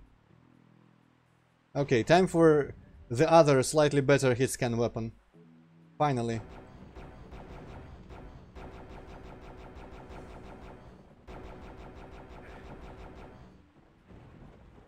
You know what? While I don't have the quartz flasks, I might as well carry this around.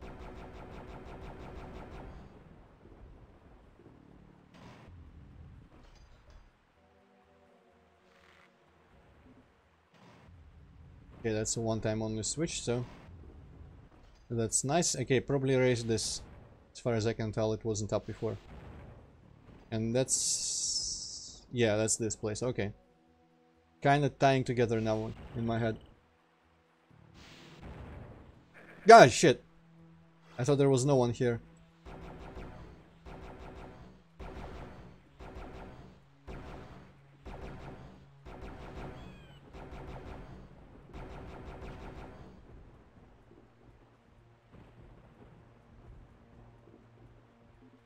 Yeah, that's... Well, I mean, such customization... I don't really know if I like games where, you know, there's just like a lot of toggles and options for different aspects of difficulty that you can change separately. I don't like that. Oh, the chickens are aggressive. Okay, makes sense.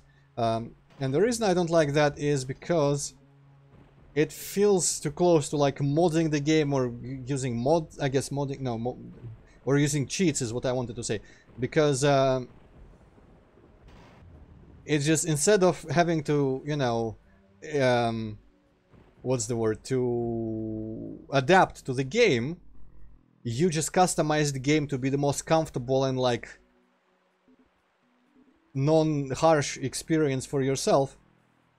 And that just, to me, that's not the way I would ever enjoy a game. Just like completely customizing it to where there's just like no friction, no nothing that I have to learn or understand or figure out.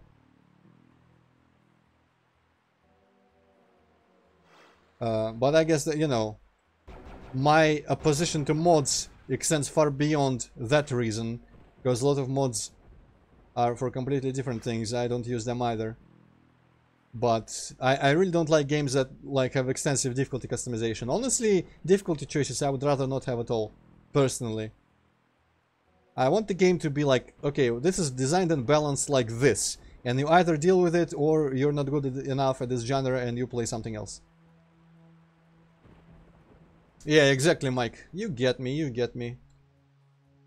Some people tend to go like, oh, but options are never bad, and I want to punch those people in the face and say something like smart, you know. It was taking me a bit too much to think of something smart, so I'm just gonna generalize and say I want to say something smart and like witty about options, like how you like this option, bitch. I don't know, something like that.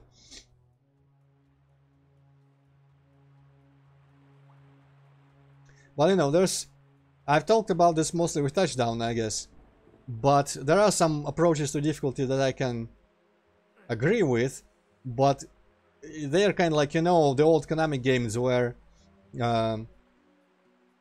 actually I guess this might be it in terms of this level.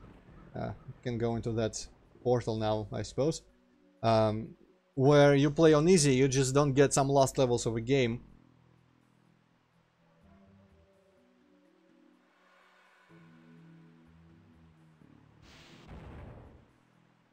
So basically having like a difficulty, or actually like having a normal difficulty, like a normal challenge for the first playthrough, or, you know, a couple second playthroughs, and then like extra challenge difficulty, which clearly is positioned as a difficulty for people who know the game, a bad difficulty to learn the game on, a difficulty for people who know the game, and want to see if they can deal with like extra bonus challenges everywhere.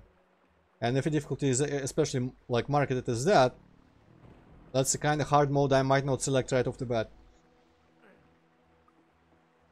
Yeah, punch without any... That's fair enough. Yeah, I probably should be doing that more.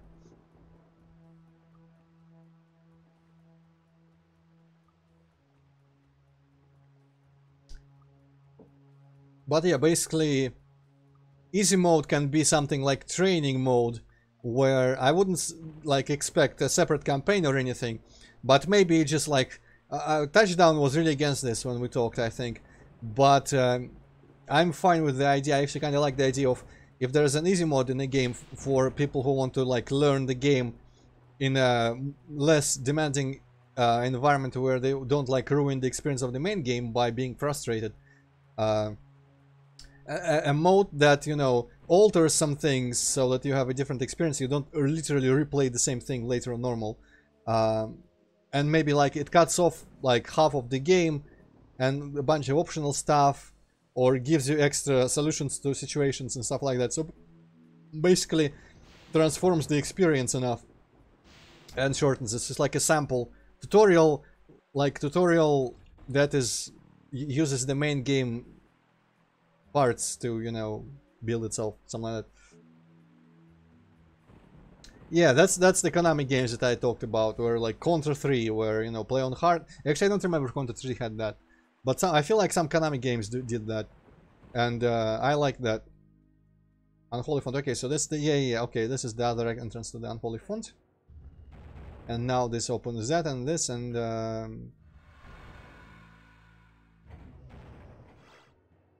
Oh, this continues to give me stuff. Still don't have the strong box key though. Cool. Okay, well anyway, I guess that's I need the green key. The green key is in this level in the oh shit, what? The green key is in the hub itself. I guess it's begun repopulating now. I don't know if I like this repopulating thing very much. So this thing, and there's also a red key demand in that level. In Willowwood. Okay, I don't remember. I don't think you can kill everyone permanently when they started respawning. But apparently there is a state of the levels where they stop respawning forever, when they're considered to be just completely permanently cleared. And now I guess the level enters that annoying part where I just don't bother with anyone, and instead I run around against everyone. Not against, around everyone, and wait until I'm just like done with this hub so that they stop respawning, and then I kill them all. I don't know if I appreciate this mechanic all that much, the whole like repopulating, because it's kind of too severe. If it was like in Hexen, I could be able to deal with it slightly better. Right, where were the other portals? So there was these two. No. Well, I might as well go into this one, I guess. Clock tower. Another. Oh no, the other one was the bell tower.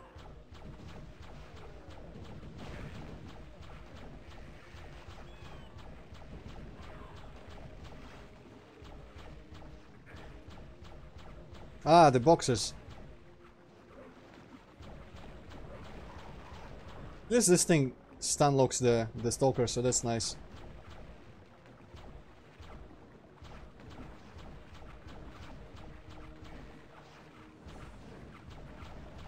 Okay, that was some wonderful godlike dodging there, if I say so myself.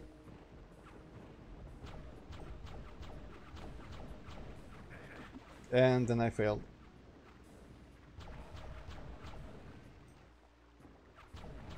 They used the Doom Explosion as well. Sure, boxes it is then.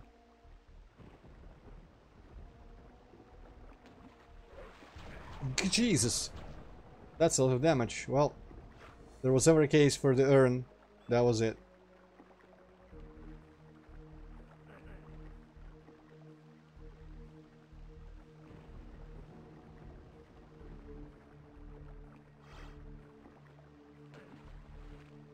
What's Hippocat streaming? Probably some boring shit. Been a while since he streamed something I wanted to watch. Though I actually haven't, because he's not posting in the Discord. I don't usually see, so maybe he has streamed something cool and I just didn't know.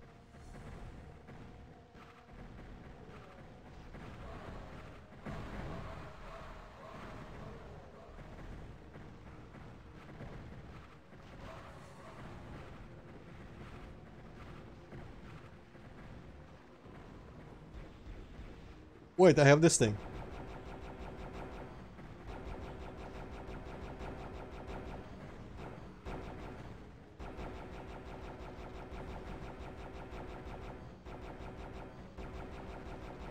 Ah, wonderful.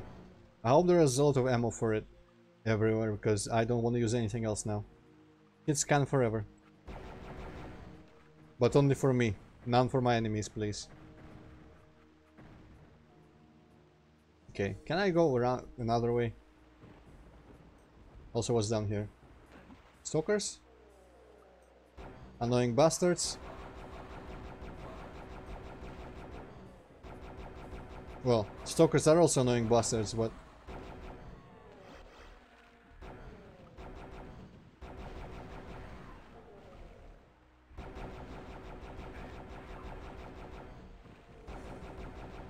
Is it just me, or do enemies in Heretic and Hexen, I guess I don't know about Hexen specifically, but in Heretic, do they get staggered a lot less? And hit stunned, or whatever the proper term would be. I guess those get, but then that one time they didn't, when it mattered most.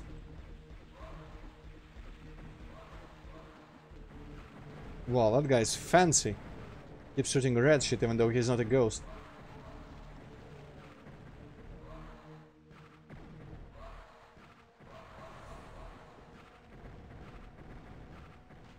It's kind of fascinating how we can tolerate when shooting enemies on ledges is one of the like worst working things in this engine, and yet it's everywhere because it's like how you get difficulty or any sort of variety in the levels by putting monsters on ledges. So it's kind of like the thing we do the most, and it's the thing that works the worst.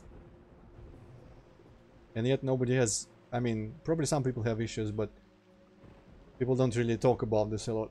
Okay, we might be able to...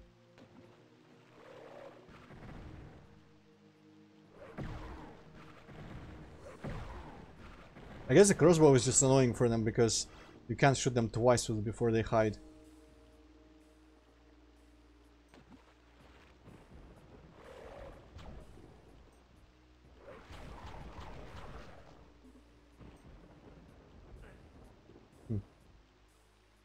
Interesting how we can see the water in there, but it's not leaking out even though it's like above the level of the pipe. But then here it is. So that makes this look kind of like a secret, but it doesn't appear to be. Oh well. Okay, did I abandon something here?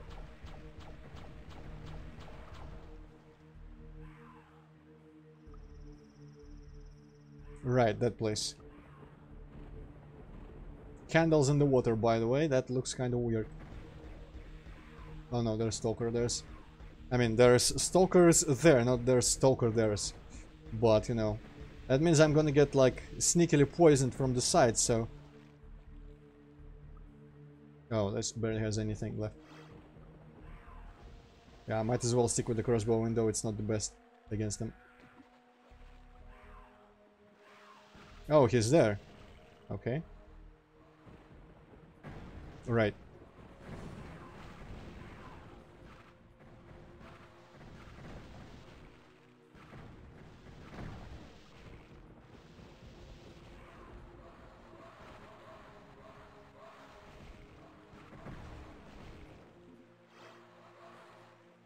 Is someone stuck up there? Why is there so much light?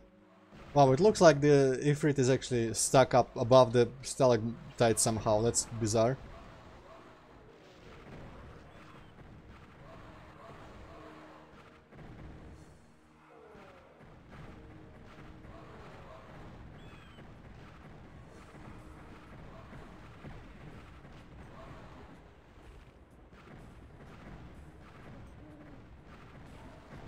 I don't even care that one of 3 projectiles hits those guys. Still using that for them.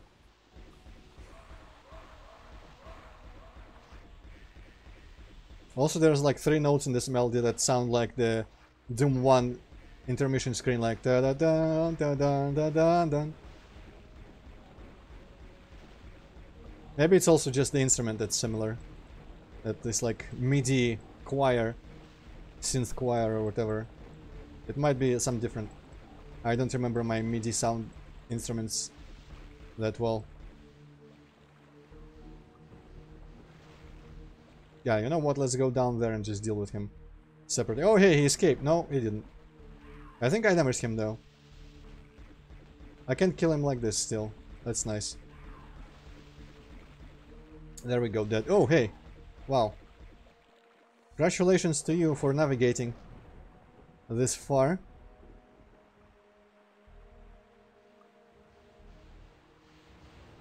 Go! Nah, I ain't going into no fucking teleporters like that again. I've learned my lesson. Oh shit, those guys.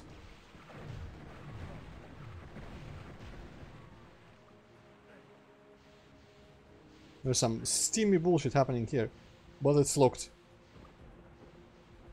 Okay, let's save. Haven't saved in a long time. And see what kind of crap.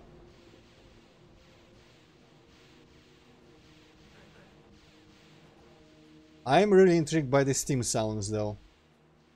Makes me think of like Thief 1 or 2.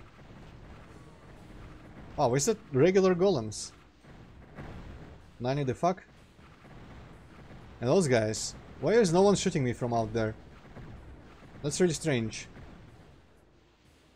Was it a melee variant of the Ophidian?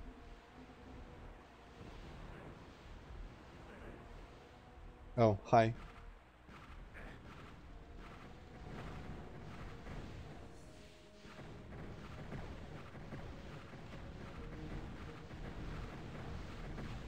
I really like the Ophidians in open places. In tight spaces they are effective but annoying. But in open places they're like Arachnotron style. What was up there that my crossbow aimed at? They're like mini Arachnotrons where you can't just keep strafing back and forth because they send out volleys of bullshit. And you will have to go across the stream. The projectile stream. You know what? I might as well drink that. Just so it doesn't like clutter up my inventory.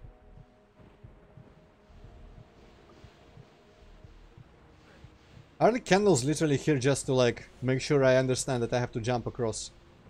Even though that doesn't really go anywhere. Okay, well this path seems to be a dead end for now.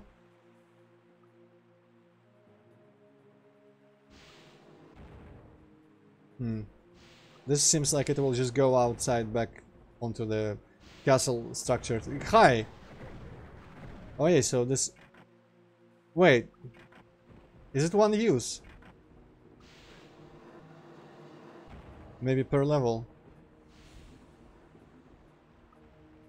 Huh.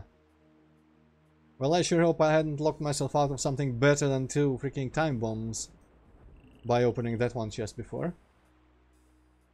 But that would be mighty unfair even for this wood style, difficulty style, whatever. Okay, let's go in and deal with this shit. Yeah, that literally just sounds like darkness dawning. Even though, you know, I can barely hear the melody under all this. Ooh, yomo! Okay.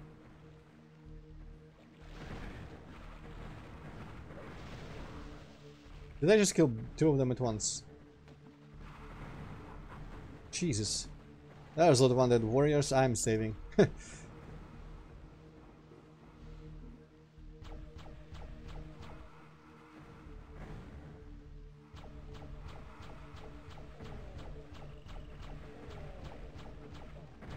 GGG.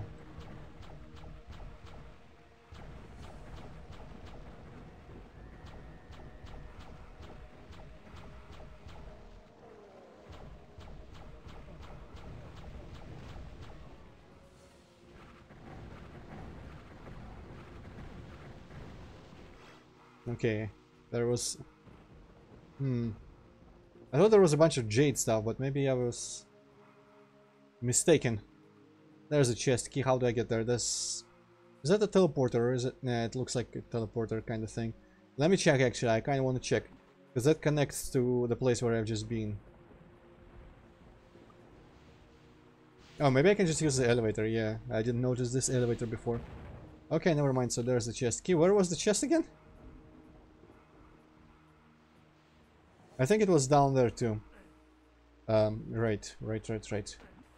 Wasn't it through here? Yes. Oh. I should use those sometime. I don't know how they work. Good. Anyway.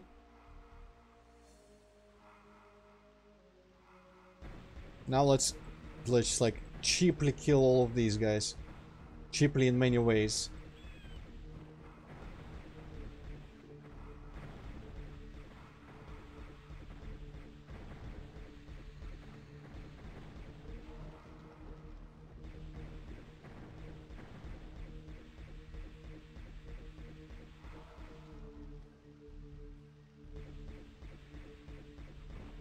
Not spending much ammo, not spending much effort or health.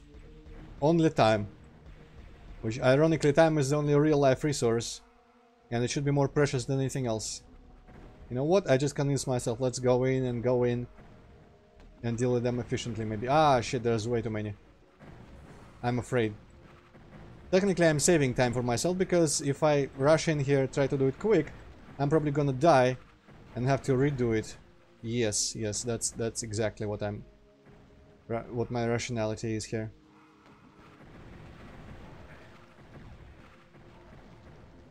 That's why I always take long and tedious but easy approaches whenever possible. Okay, I think that's it for here. Which part of all this is a clock tower, though? Is it the middle thing? Yeah, there's a clock there, and I guess towers in this universe are very subjective, because I don't think the bell tower was very high either. It was definitely wider than it was tall.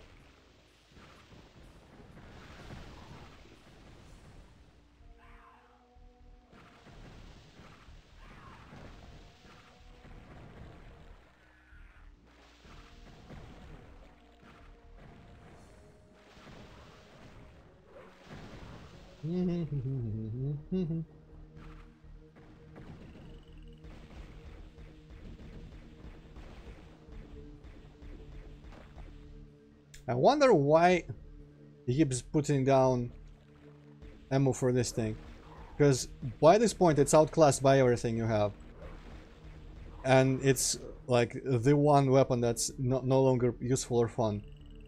But because the ammo for it exists where ammo for better weapons is rarer, you have to keep using it.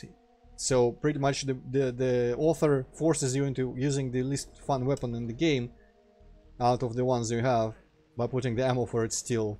I feel like at some point they should just phase out the wand and just never put any ammo for it ever again.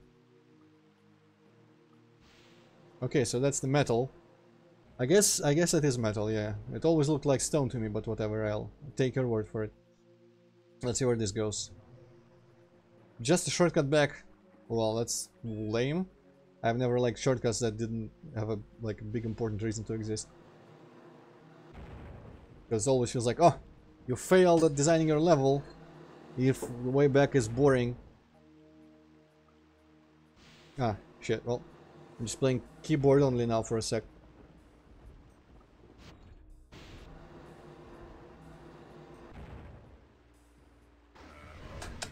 Guy.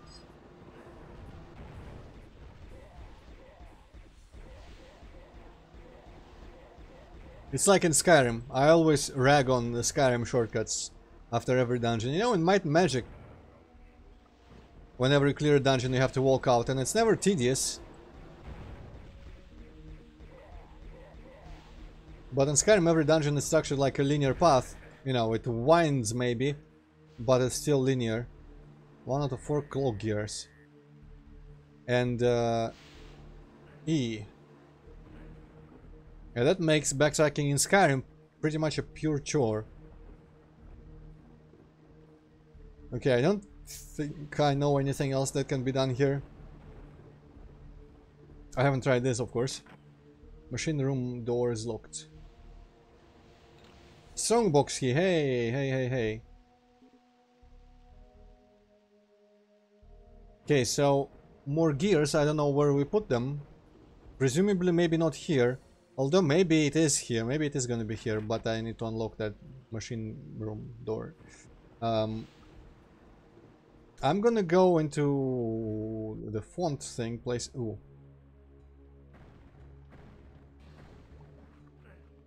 And I'm gonna open all those strong boxes. Hi.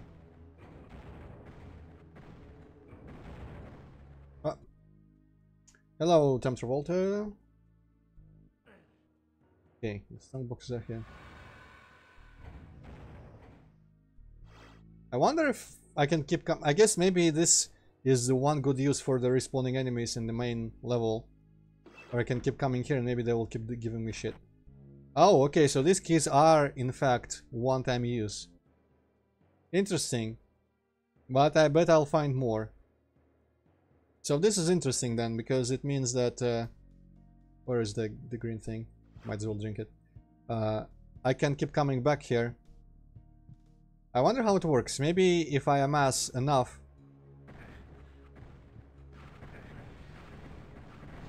enough kills and go back there, we can like farm for items.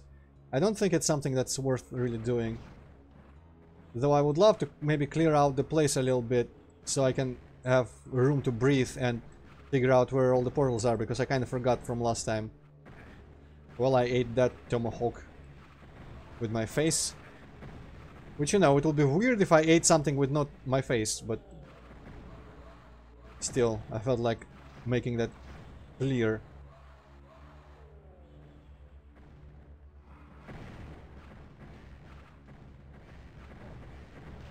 It also could be... I have not really established it in the first hub, but do they respawn based on a timer once they begin? Or do they respawn like once per a bit of progress that I make? Well, I mean, the graphic here is hardly any modified from how it would normally look, but I'm using the GZ Doom source port, where I'm using the hardware render mode, but I'm putting it into unfiltered textures and palette-based tone mapping, which makes it look mostly like the original game, but with slightly different lighting. Basically, you can see ambient occlusion, like along the corners and stuff like that. And there are some lights like this thing. But yeah, so GZ Doom basically is my source port of choice for Doom engine-based games.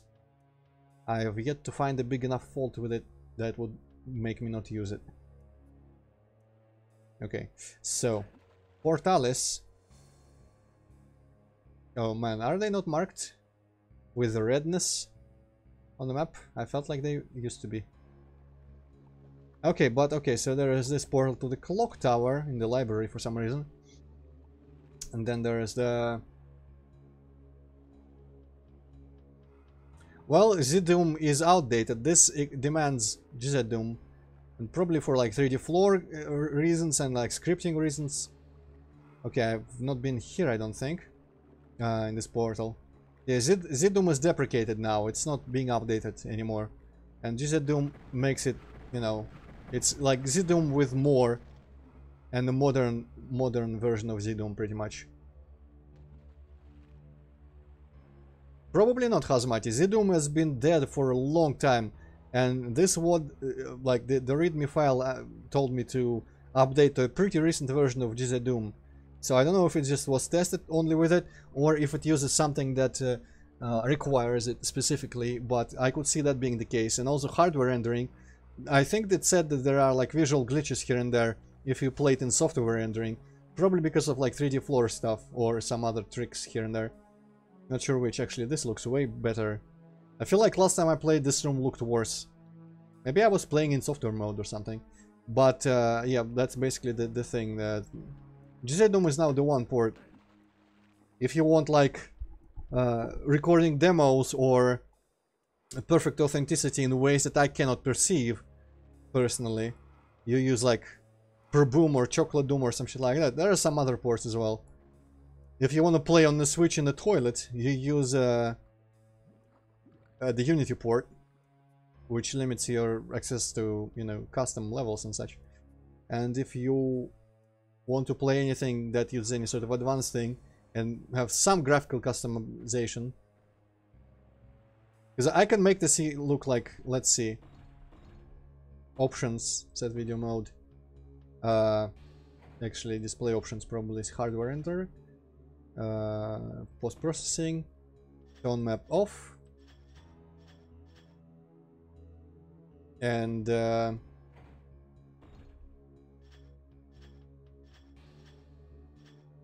trilinear, and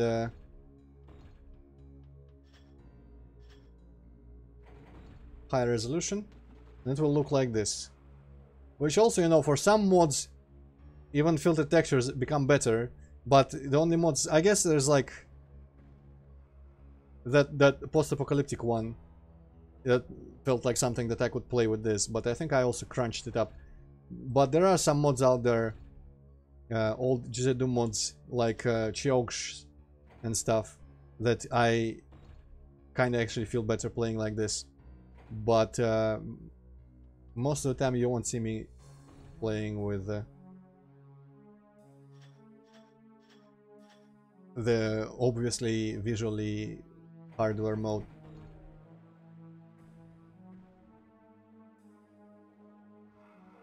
Okay, so there is the portal. Wasn't there a portal at the other end of this cave? Was it the other one that I took? Was that the one that led to the forest? I think it was, yeah. So this goes to the forest, okay. Yes. And right, I need to jump. What I want, I'd rather memorize better the layout of this place. So the first teleporter with the... I can take that one too. Yeah. How do I get there again? Seems like it would be here. Diagonal run, okay. The teleporter in the first area goes to the unholy font.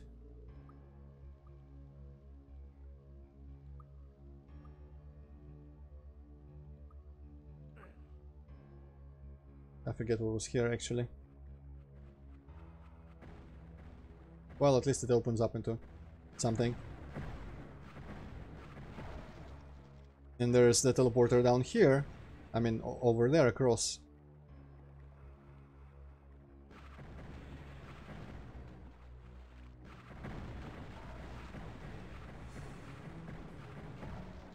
God damn it. And the two on the second floor, which I have not touched yet. So let's go into this one now and see where this goes. Hi.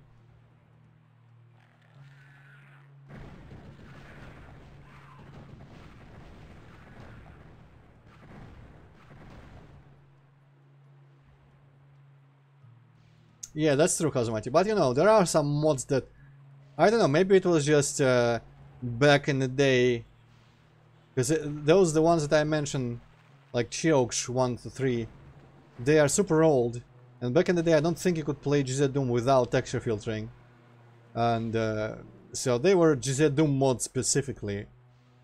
And they had lighting, like dynamic lights. Well, they called dynamic lights, but they are normal lights, just, you know, placed in the air, like torches and such. And they looked like they were just very suited for filter textures kind of look.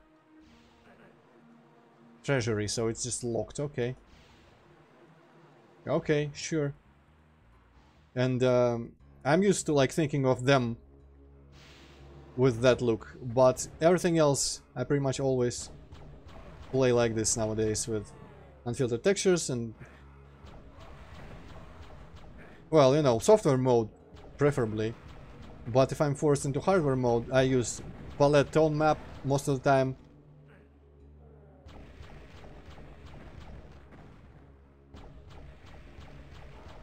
Wasn't this place like super dark, or was it a different place that was super dark?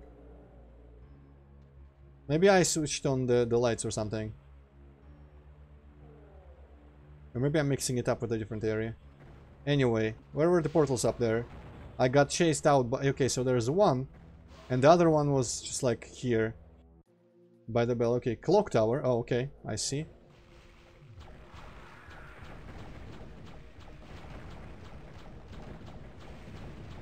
Oh, jeez. Oh, jeez. Oh, jeez.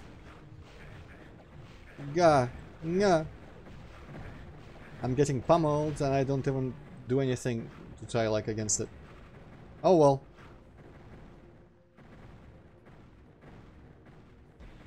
I didn't feel like those guys. I'm just... my brain gives up. Now let's do this for a bit. Actually, I could probably just... You know what?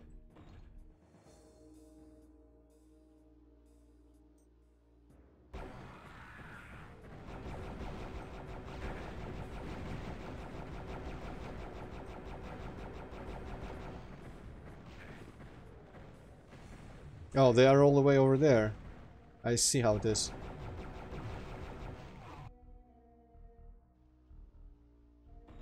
SS game to play, there's so many. Since System Revolution, Fusion, System HD Golem. Yeah. Okay, so I think I posted about this somewhere, but Fusion, just don't touch Fusion. Every version, any game that has a version in Fusion, Fusion makes worse, in my opinion. Revolution, there's like some reasons. If you cannot run the original classics, then you have to play Revolution. But Revolution makes, it's like, okay. So there are these games. Series Sam 1 First Encounter, Classic. Series 1 Second Encounter, Classic. The first two games, like, they're kind of like Doom 1 and Doom 2 because there's the same engine, a lot of the same assets, a bunch of extra weapons and enemies and such, and new environments. So those two, there are original versions still available to buy on Steam, pretty cheap. They're called just First Encounter Classic, Second Encounter Classic. By default, I think I say play them if you can run them on your machine, if they run. On my machine, they run perfectly. Revolution combines them into one game where you can run both of them from, and technically it's better on many levels. It switches out some things like interface. And one thing that makes Revolution to me a worse version is that models like trees and such, a lot of models like trees and you know, torches and stuff like that, that's not part of the big level geometry basically. It disappears. No matter what settings you put there, they disappear like 5 times closer to the player than they used to. So in the beginning of Second Encounter, for example, where you land in this like forested valley in between the mountains, in the original games, in the classic versions, the old ones, you see the trees up until the little turn in the valley. In the Revolution, you launch that, you see like three trees, and then you walk forward and more appear in front of you. And that fucking sucks, and that's why Revolution is shit. And just don't play it. So those two, the first two. Then there's Series M2, which is the cartoony one with more shallow gameplay, but great variety in environments, and it's stupid humor. And a lot of people consider it the worst one, or one of the two worst ones. I like it, but I consider it also like to be probably the worst quality Series M, because the gameplay is just kind of more tedious and less challenging than the other ones. Then there's Series M3 base version, BFE. A lot of people consider that one the worst. It's my second favorite. And there's 4, of course, which has not been re-released yet, but you know, it's still kind of being patched. And so the other re-releases, Revolution, I've covered here. There are HD versions of First Encounter and Second Encounter. I think they are not worth it, because they changed those games without much care. They changed like gameplay mechanics a little bit, like enemy behavior and the physics, and they changed them for the worse, in my opinion, in a way that doesn't seem like it was very well balanced or tested. So those are, but they look better because they look like more modern, up to date when they were released, and they look cool, and they could be worth playing just to look at them a little bit. But in my opinion, for the gameplay, unless you play on like tourist or normal, where it doesn't really matter, play the original ones. And there's Fusion, which combines slightly altered version of the HD and 3, and HD and 3, both, like all 3 of them are altered in a way that makes them worse, in my opinion. So Fusion is just worth ignoring completely. Yeah, I Hazmati, like some people will probably disagree, but I would say also, if you buy First Encounter, Second Encounter Classic, Revolution is free for you. And also I think Fusion is free if you own all the games that go into that. So in my opinion, buy First Encounter Classic, Second Encounter Classic, 2, 3, 4. Or, you know, 2, you can skip 2, I guess, if you want. Or 4, like wait until it's better patched or something. I'm gonna be smarter about this now.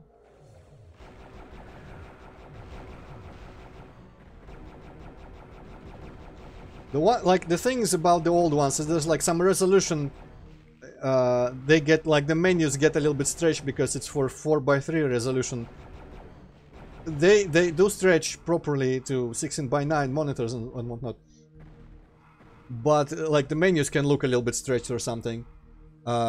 Yeah, exactly, Hazmaji. Well, I mean, I am a little bit of a purist, so I even don't like the changes to the fucking menus and how things look.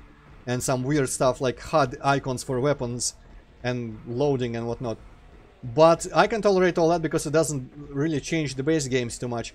But the trees, a lot of people, most people, like I would say most people don't really notice or pay attention because it, like nobody talks about it, nobody ever brings it up, nobody bothers fixing it. So it might be completely fine for you. I have posted the thread on the discussions for Revolution about that, and I posted screenshots if you want to compare that particular example that I brought up. Apparently there are some other glitches. Also, Revolution has like extra campaigns made by people with like extra enemies and weapons in them, but they're not really worth it in my opinion. But again, it's free, so if you buy those ones, you can just get Revolution for free and play in that if you end up having problems.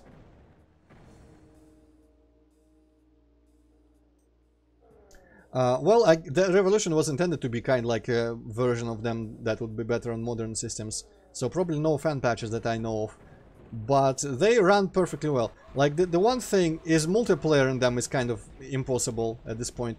Revolution you can kind of work multiplayer, but you know, it's not relevant for everyone. In the old games the multiplayer it doesn't work anymore because it used GameSpy, I think. Though I'm not sure, it's possible to use like LAN or Hamachi or whatever, probably. I don't know how that all works. But you know, multiplayer in them is an afterthought. Even co-op. Even co-op. Let me actually check. I'm not 100%. It probably should be possible.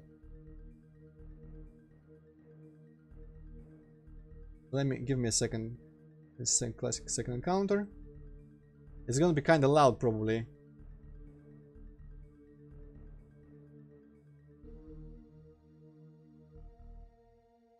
Ah shit, I forget it.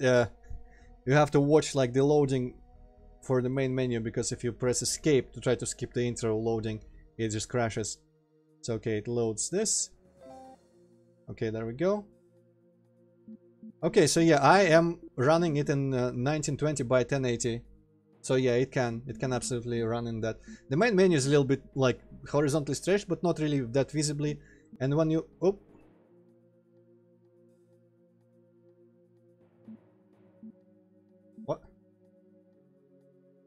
Did you see the weird?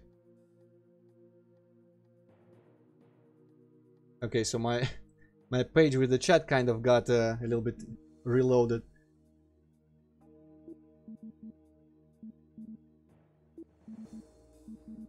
Let me just load something.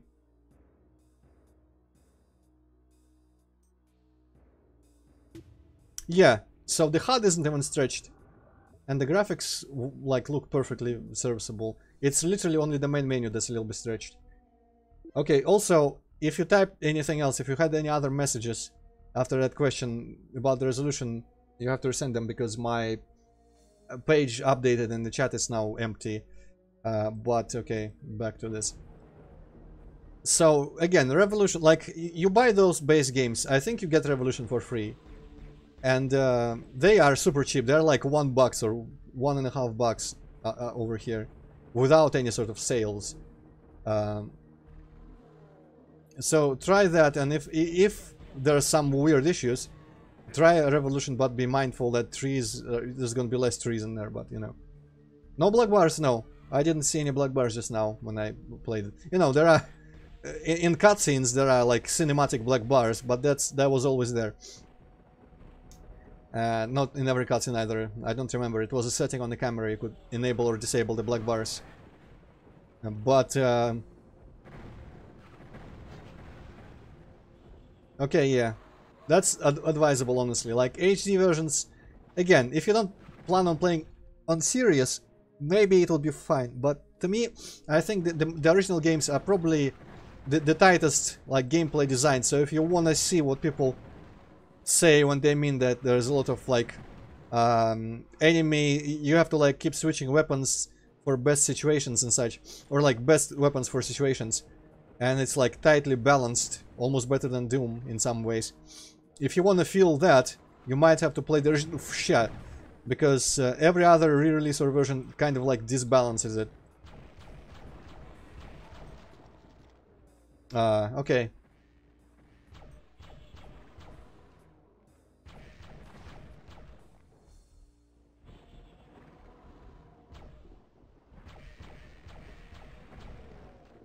Wow, that guy got blown up. I noticed... Oh yeah, I guess it is the same level. I was like, I noticed this uses the same music track. But it is literally the same level. Am I hitting him there? Well, there it is auto-aiming on him. Yeah, I guess the one technical difficulty there that I had was there. I guess it's not really like very well programmed for multiple monitors, because my mouse got outside this, the window when I was just navigating the menu, and so I pressed on my browser on the other monitor, and it reloaded the page. But you know, it only happens in menus too, so probably most of the time not relevant.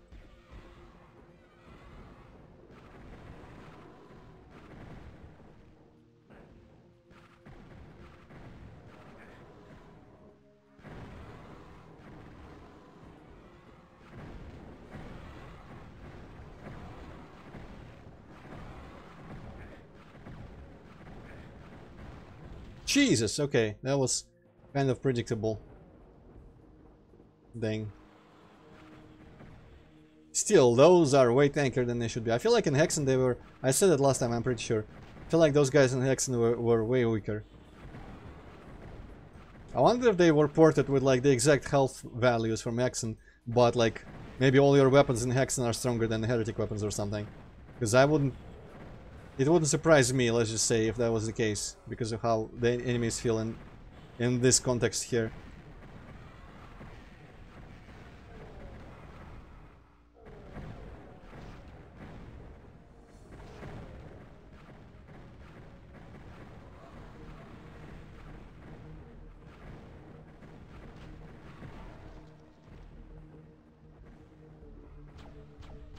Okay, this time let's not drop down into that tight confined spot without killing the serpent first.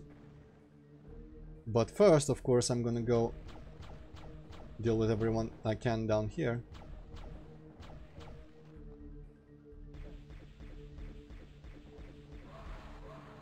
Lol. Is it randomized how long they shine before shooting the skull, I wonder? Also wouldn't surprise me if it was, because it feels completely unpredictable to me yet. I'm not used to it, obviously, but... Is that a box? Or is it someone else shooting fireballs? I don't know.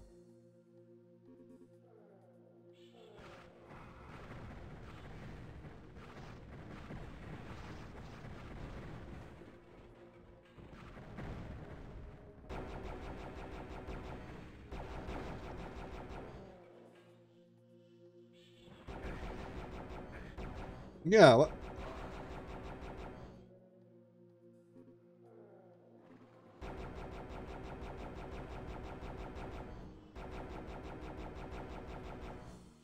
Those guys, maybe it's like more correct in here, because in Hexen they always felt like they should be stronger than they actually were. Cannot climb on the Iron Maiden, surprisingly enough. Okay, another chest key.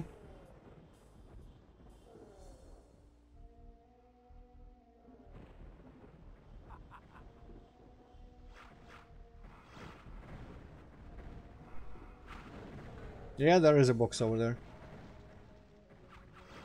Okay, no one up there. Buy box, buy box. So was this the lizard, one of those lizards that fucked me? I guess I didn't have to be confined to that little place. Oh, he does not give a shit about the Cyber Claw. Cannot blame him, though, because they are irrelevant.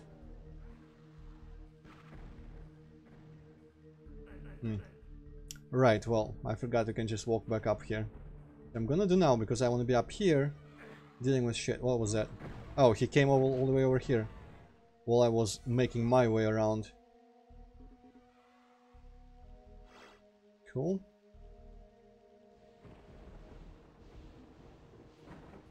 Bars are raised nearby. I wonder if it's down there. No stalker on this puddle. That's strange.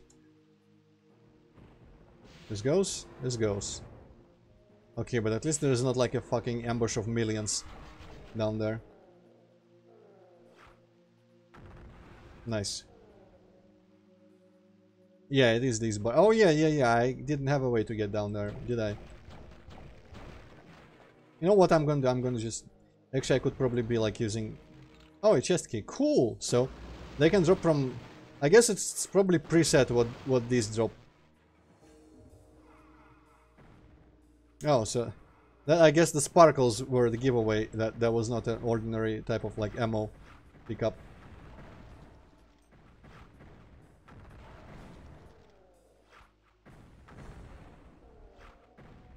I guess these guys are slow enough that I can use the mines against them properly.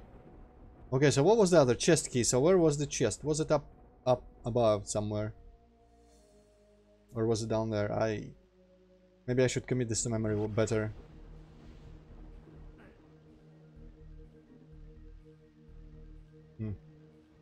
Okay, might use some of this for a bit. Oh. Main vault opens in the treasury. Main vault? I couldn't even get into the building. I'm guessing it's like a multi-step thing. Was it here, the box, the chest, or was it... No, here. Chaos device. Useless! I mean, there was like one use for it, so, you know, it's not fair to call it completely useless, but still.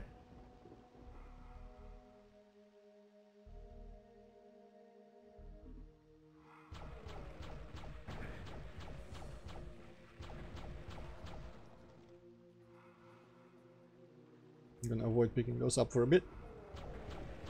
Does this go through enemies? Kind of feels like it does, but I can't really tell. Oh hey, we're here. Cool. Ah, right. Well, I'm gonna just let them rather come down here.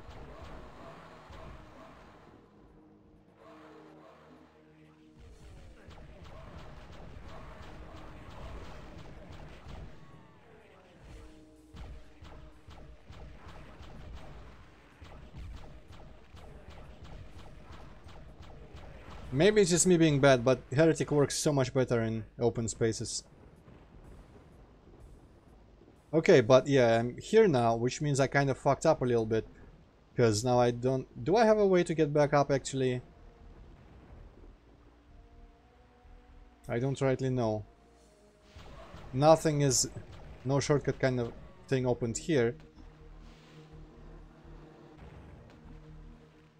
I did open the bars, and then I opened something in the treasury, which is irrelevant.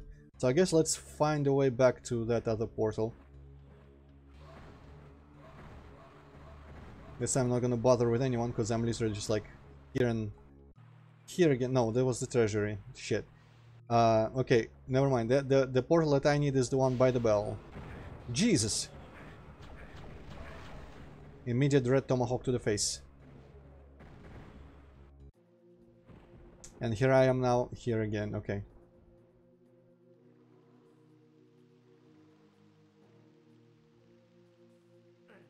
So let's see, did I leave any of these green things? No, I don't think I did. Alright, so, well, I mean, there is a bunch here. There's another gem planet. Yeah, hi.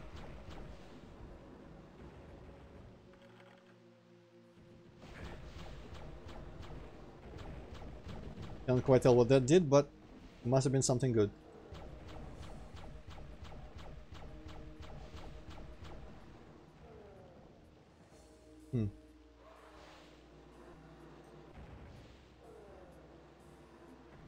It seems a permanent thing, so it's not a secret probably. I mean, it could be still a secret. Okay, so here's where we put the gears in.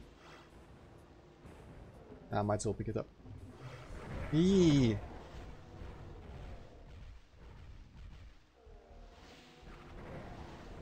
Actually, give me some healing. Oh no, all those planets and gears are gonna take up individual slots in my inventory. That's... I know how I feel about that. I wonder if it would be possible to make inventory items that stack because of being the same thing. I guess they shouldn't be the same thing because they need to be probably placed in very specific slots and stuff. But still, I would really like it if they just stacked. Anyway, have I been properly down there? Oh, this is just this courtyard. Right. I guess I did everything I could. Yes, okay.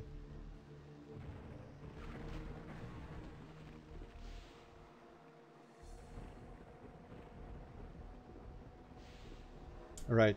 Well, we've got one last portal that I can remember. which is the other one on the second floor. Jesus, there's a lot. Oh, yeah, there's a way to the second floor. Yee! Oh no, this is terrible. A lot of those assholes.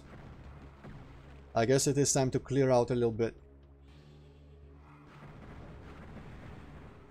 Well.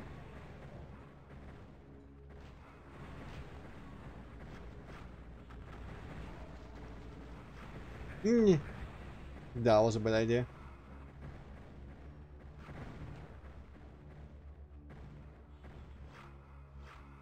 I forget, there probably are hotkeys specifically for health items, right? Was it in this mod that there were hotkeys specifically for the potions, or was it something I played before? Maybe that was actually Abysm too. Yeah, now that I think about it, it might have been Abysm.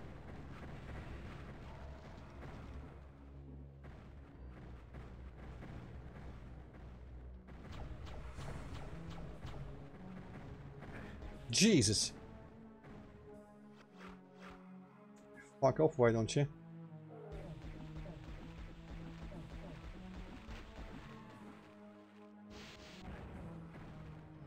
I wish I could raise this lift without walking up it myself, so like I could get some of those assholes to ride down.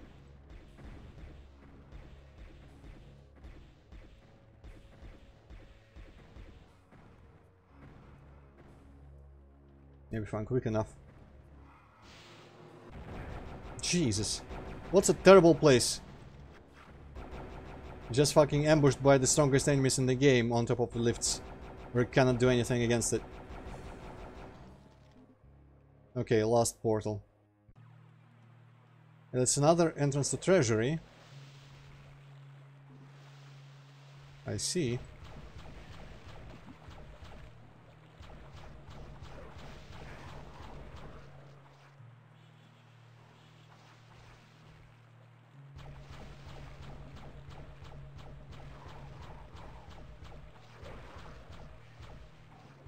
Hey, where are dragons?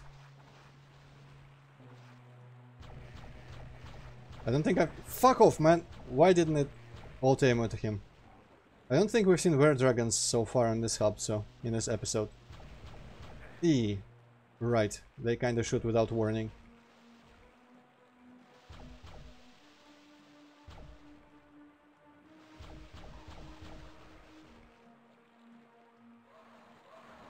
Yeah. Nope.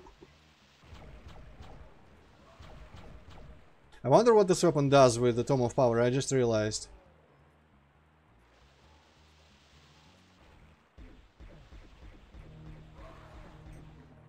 I have not tried it yet. Would be something new and cool and useful.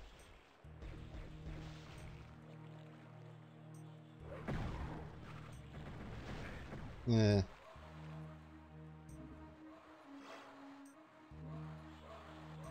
There's some key in there.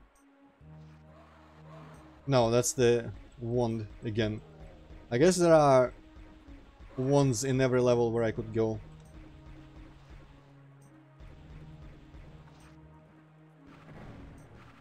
Jesus, dude, stop. Drop and roll.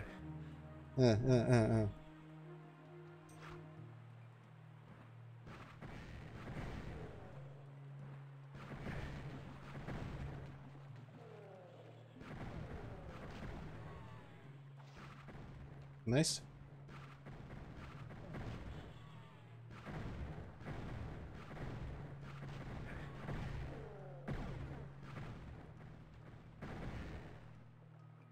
Yeah, good enough.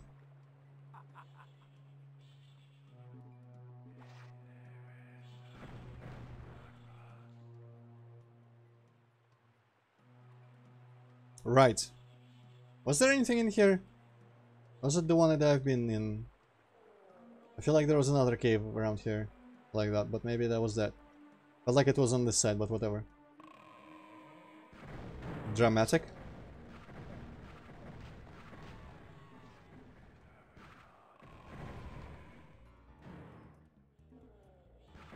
Wow, he's just stuck there, poor thing.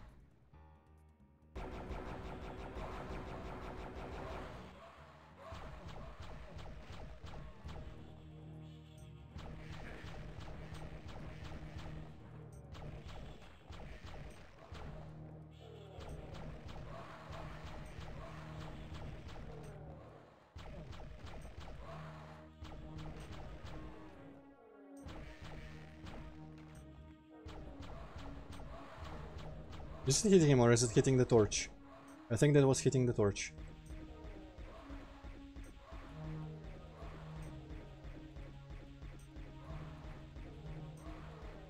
I still... No, it was hitting him, okay.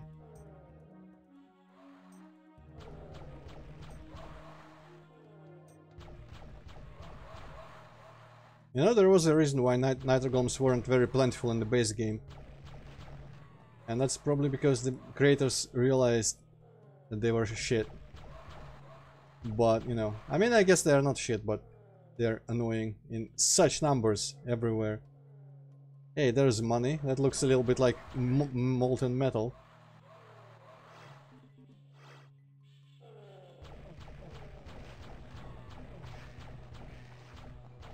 And that guy just forgot to be a Nitro Golem, even though he's positioned like a sniper enemy.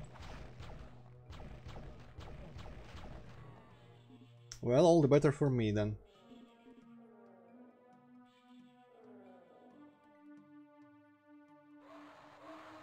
Jesus. Okay, this is gonna be really exciting.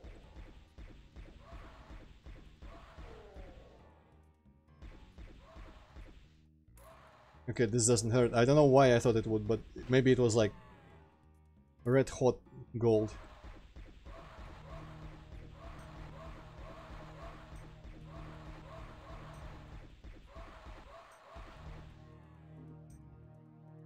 That enough? Enough of the Nitro Golems? Thank you very much.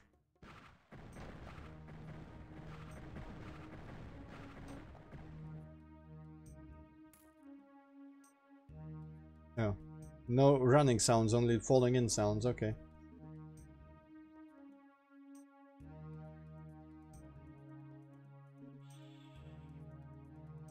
Was it only those or... I'm gonna get stuck because of the... You know what? The player character should be able to just push those asshole gargoyles as I walk. Because he is way hard, like, not harder, way heavier than they are, and they are flying.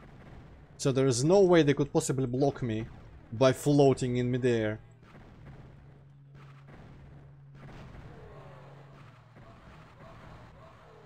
If I make a game someday, I will make sure that small enemies are pushed by you, while big enemies block you.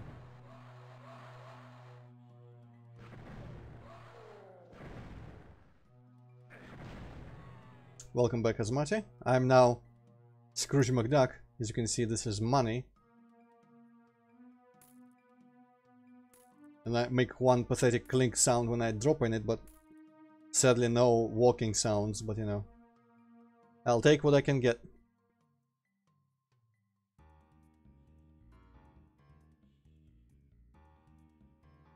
Absolutely. Oh, every Serious Sam game is doable on serious difficulty. Some are harder than others. Well, you know, the fusion versions of the HD remaster, like whatever remakes, I gave up on because those are just fucking unfair on serious. But second encounter, first, those started with first encounter. Because there is no good reason to start off with second encounter. I feel like first encounter in many ways is more tightly balanced. The second encounter gives you the sniper rifle, and you spend the whole game just, you know, cheesing everything with the sniper rifle until you run out of ammo for it, and then reluctantly just, you know, fighting normally instead. Still, you should play... Co-op is crap. Like, everyone likes Serious Sam co-op, but I feel like Serious Sam co-op just is not at remotely a good way to experience the game proper. Because in co-op, there's, you know, your friend, depending, and you probably have like infinite respawns and stuff, so it's like, it's a pointless playthrough, like you play with cheats and god mode. It's the same experience as playing in co-op, to me. In my opinion, until you've played Serious Sam games solo on serious difficulty, you have not truly played them. Because you have not experienced the true Serious Sam challenge. Especially HD version. I don't actually, I guess I've not played standalone HD outside of Fusion. It might be less terrible, but the Fusion version is just such crap, it's like indescribable. But basically, I feel like, you know, it might be fun to play them in co-op with your buddies, especially if you crank up the like enemy number modifier is crazy. But it's not the true serious way to play them, because it just removes the challenge aspect of surviving the giant waves of monsters alone, being able to deal with like crowd control and adapting your weapon selection and whatnot.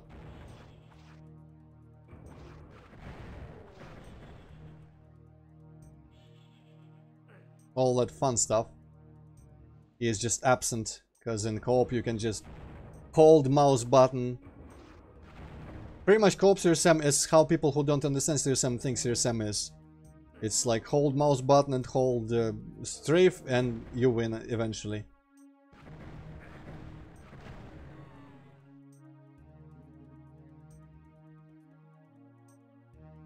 I mean, it could be. That depends on how much you enjoy, like, you know, adapting to what the game expects you to be able to pull off. In that you will have to, like, there are some places where you will literally have to crowd control and like repeat attempts, try to figure out which weapons are more effective against the specific crowd that is thrown at you, and like how do you kill them fast, what priorities you give to different enemy types and such. But those battles are not actually as frequent, and most of them you can survive on the first try even, unless you get ambushed. One thing though I will tell you, there's one aspect of the old CRSM games that's not fair or not fun. It's all the little secrets where there's like a 1 health bonus in the corner, and you pick it up and it spawns like 5 cyber demons all around you. And just basically don't pick up but like suspicious pills and little armor shards in corners that are alone by themselves, and you'll be fine. Those are not worth it. Okay, I'm kinda lost. Did I do everything here? I didn't pick up any keys or anything. What are those? I mean, that's just an artifact of what I would consider, like, you know, questionable design from back in the day. But the base gameplay, if you discount the shitty ambushes, the fair gameplay, the honest gameplay, like the rest of it, works really well.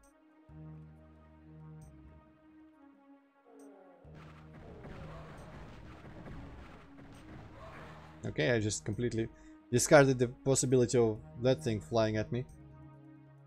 Yeah, it's one of those things where you kind of feel like when they were designing the game, some things they were designing because they realized it was fun and cool and whatnot, but some things they were designing because they were like, hey, let's see the gamers deal with this bullshit.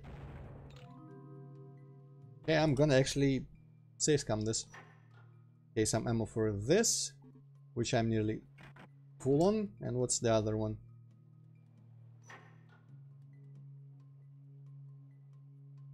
Huh. Well, actually, you know what? I'm gonna deal with this. I probably didn't have to pick that up, but whatever.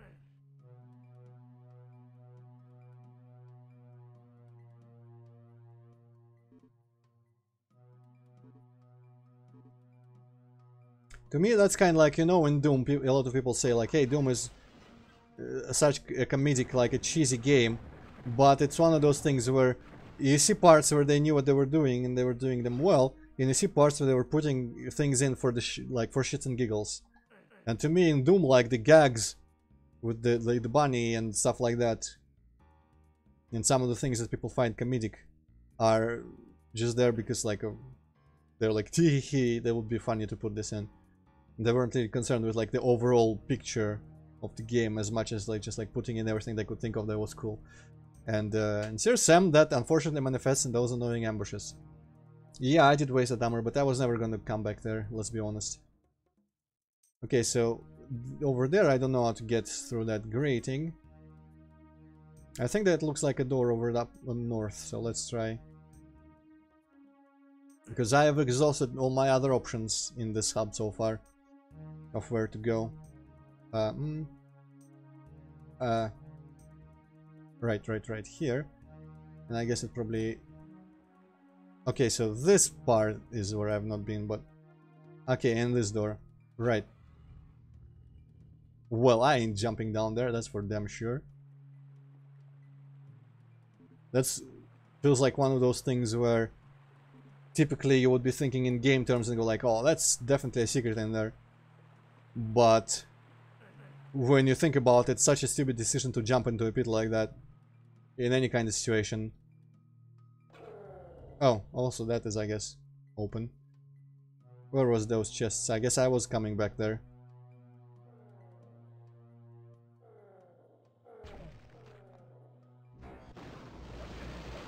How did it hit me through this pocket then?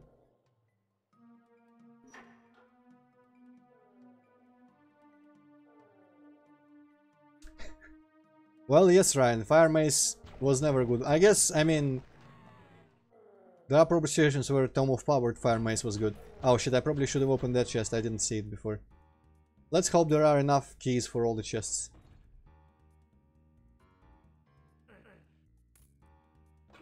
Yeah. Hey. Well, I ain't sticking around over there, that's dumb. Very nice.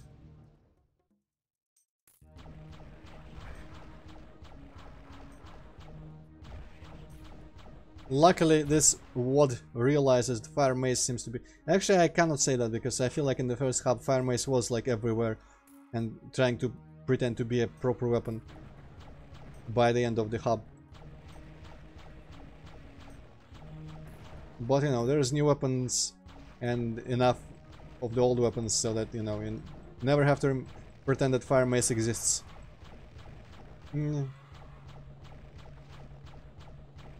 Why is Willowwood so much worse than all of these other levels? My god, it's kind of magical how much worse Willowwood was than these. Maybe it was supposed to be like a later level to take after these, but I don't remember if I did anything. What did I even do? Okay, this behind this grating. Ah, what? Where? What did I even do there to like further my progression? I don't remember if there was anything in there. I got like a chest key or something and used it immediately, so I guess it doesn't count even.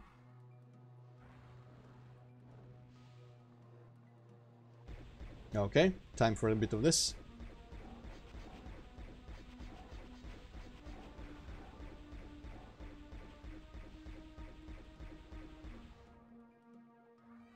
Well, I mean, you know, the range is kind of crap compared to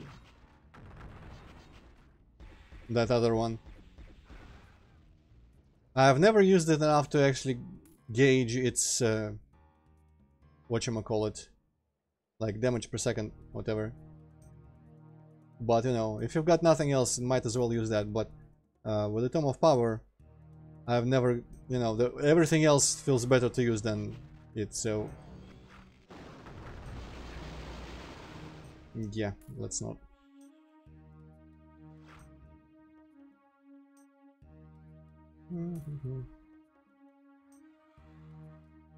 Ah, sorry, Hazmati, I missed that one. A hard, well, I wouldn't recommend, because Sirius is a really big difference, really big change from all the other difficulties.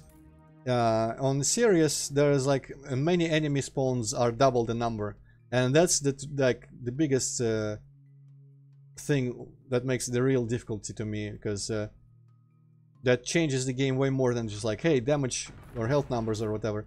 I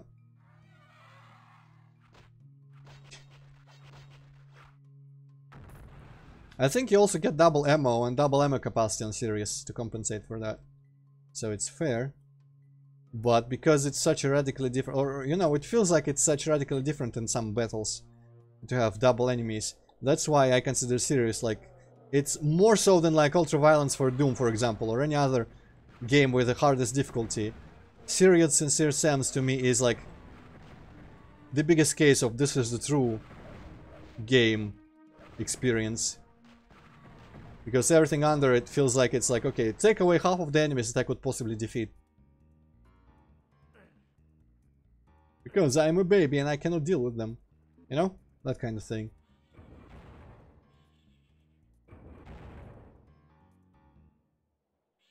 A Dragon Claw. Well, you know, at that range I wouldn't really... I mean, Dragon Claw is fine, but you use it in like the first half, so episodes more so than later when you get the mace.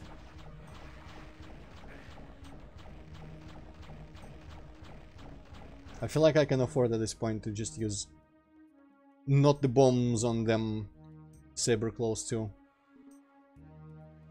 But yeah, maybe if I get the fire mace, when I get the fire mace and this hub, I will try using it a bit more and see how I feel about it, because I barely ever use it ever. Oh. But you know, my Heretic experience is very limited. I've played it a little bit back in the day, then I beat it once on Black Plague, like the original 3 episodes. And I had some real frustration in there, mostly in the first levels of episodes. Well, I mean, if that ends up being exhausting, then Serious Sam is just maybe not the series for you, because Serious Sam is about the huge crowds and trying to like being able to deal with them. It's not like Serious Sam 2 is the one where it's like, oh, where's it gonna end? But in the real ones, it's it doesn't get tedious. It gets difficult because you have to deal with crowds that feel completely overwhelming, but it's always possible. So, you know, and I don't think outside the Serious Sam 2 it ever feels like it goes on for too much.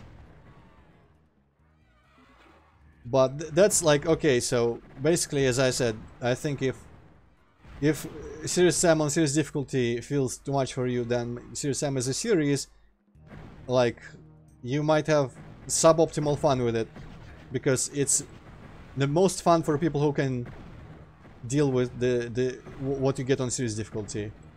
And for other people, it's like a slightly gimped version of the game that plays like a inferior Doom 1 or something like that, or Doom 2, I guess. Because its main thing is that the giant crowds. Of course, personally, I also love the atmosphere and, like, you know, the music. Soundtracks to the series of Serious Sam series are some of my favorite game soundtracks ever. Though the first 2 games are kind of like, they're more boring, but starting from 2 and 3 and 4, soundtracks are fucking, like, amazing. Okay, I'm kind of done with you guys.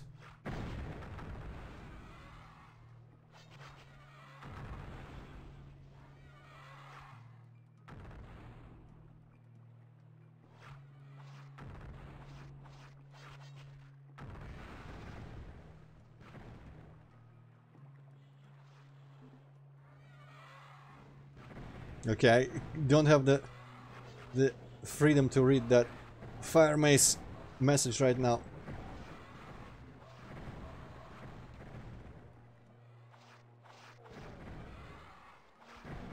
Oh, well, kind of wasted those. Okay, shit, oh, well, I mean, this is time to figure out what this does. Oh, shit.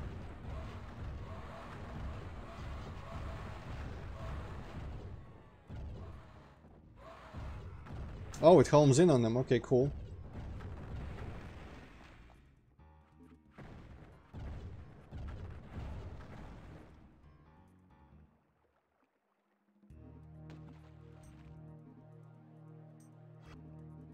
No ambush? Well, kind of wasted a tome, but I wasn't using them really, so, you know, a good cause to find out what this does, and it's pretty good with the tome. Seems like if it like auto-aimed at them, it starts homing in a little bit after it's fired, so it's kind of handy. Okay, so that was literally all for the planet. And now, how many do I have? 3. And 2 gears. Or 1 gear? 2 gears, I think.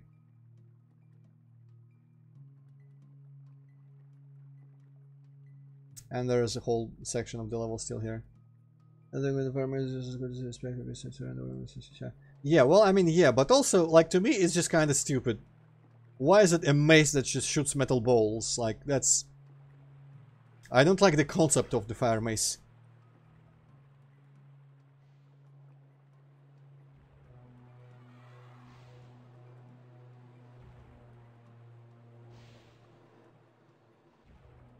Well, that's fair enough, Hazmati, but, you know, okay, you know what?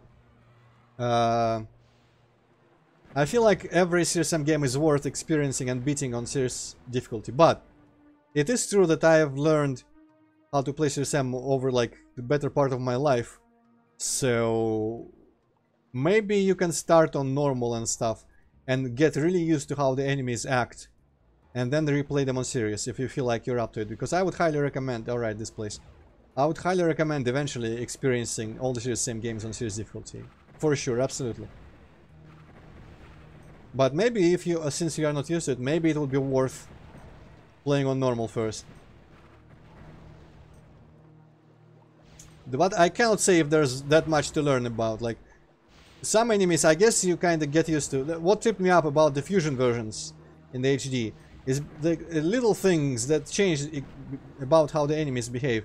And it's like second nature to me to deal with them. And so, based on those changes, it made me completely just out of my element and unable to deal with them. But some of it does seem like it's just unfair and shit, which is why I tell everyone not to play fusion. Yeah, clear would be, I guess. It seems very simple, like it just literally jumps at you.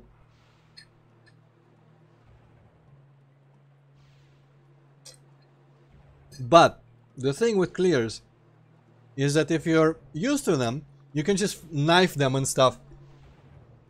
Timing, I always thought that the SSG timing was only difficult starting with like CSM 3. And that's pretty much the only game where it's difficult. I feel like in the original games it was pretty easy to SSG them. And of course 2 in 2 they're a joke. And in 4 it also felt like there was a lot of leeway. Because the shotguns in 4 are just fucking godlike.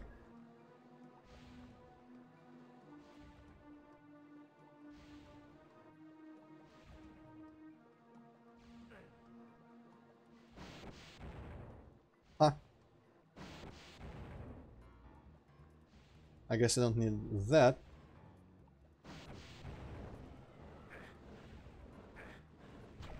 Whoop, I'm out of here. Wasting that little pickup, but whatever. No, this is the case for having a use key to pick items up, is when you don't want to pick them up because, you know, you're missing much less than the pickup has in it. And you waste a lot of it by picking it up, but you really just need to be in that space where the pickup is to dodge something. Yeah, the SSG, I guess there's a little bit of getting used to the SSG timing, though, again, I don't think in the original. But mostly it's how, you know, the clears have this pattern where they have to, like, stop and turn around after the jump and such. And you can really easily, like, dance around with them all the time and just be safe in close proximity to them if you stick to being like behind them and such as they turn around. But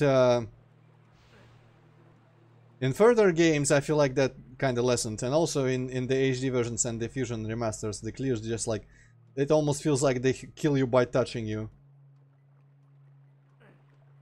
Don't get me started on the HD versions in the Fusion collection, because in there, the clears are just such bullshit that it's impossible to defend. And many other enemy types as well, like the Cucurbitos are completely broken there, the Reptiloid, like the Demon Reptiloids are crap. The Werebulls also, by the way, in the HD, in the Fusion are really shit. Just like indescribably shit. The Werebulls, I don't know. The Werebulls, there are many ways to deal with. I guess it's hard for me to judge anymore how much you need to get used to it, because it feels really simple to me most of the time.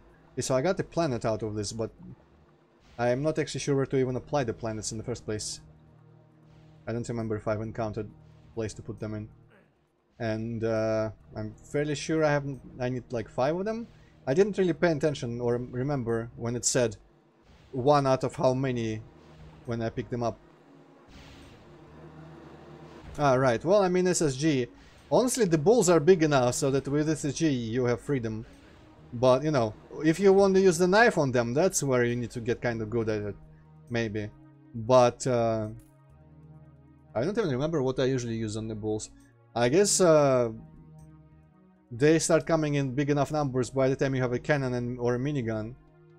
But I use rockets on them, I use everything on them. Depending on my mood. Oh hey, I haven't been here, I guess. Okay. Hey, there's another gear.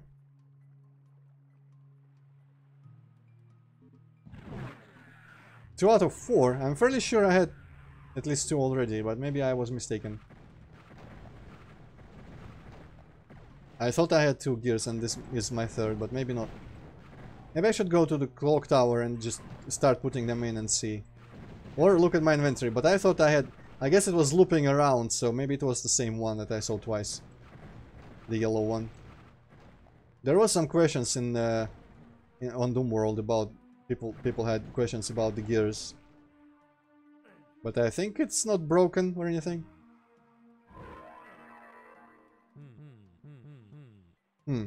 Now.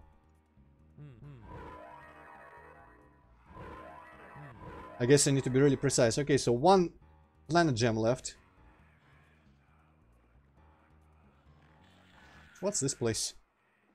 What's this whole side? I did not even notice that this existed.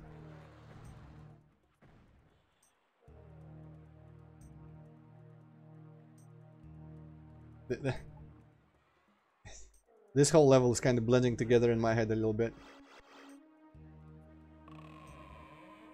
Okay, that's the entrance. It's one of those... Normally I protest when people say that everything looks the same and it's hard to orient yourself in like a Doom level mostly. Normally I say that people are dumb and it's actually not that hard. But in this level I really just like running around half blind most of the time.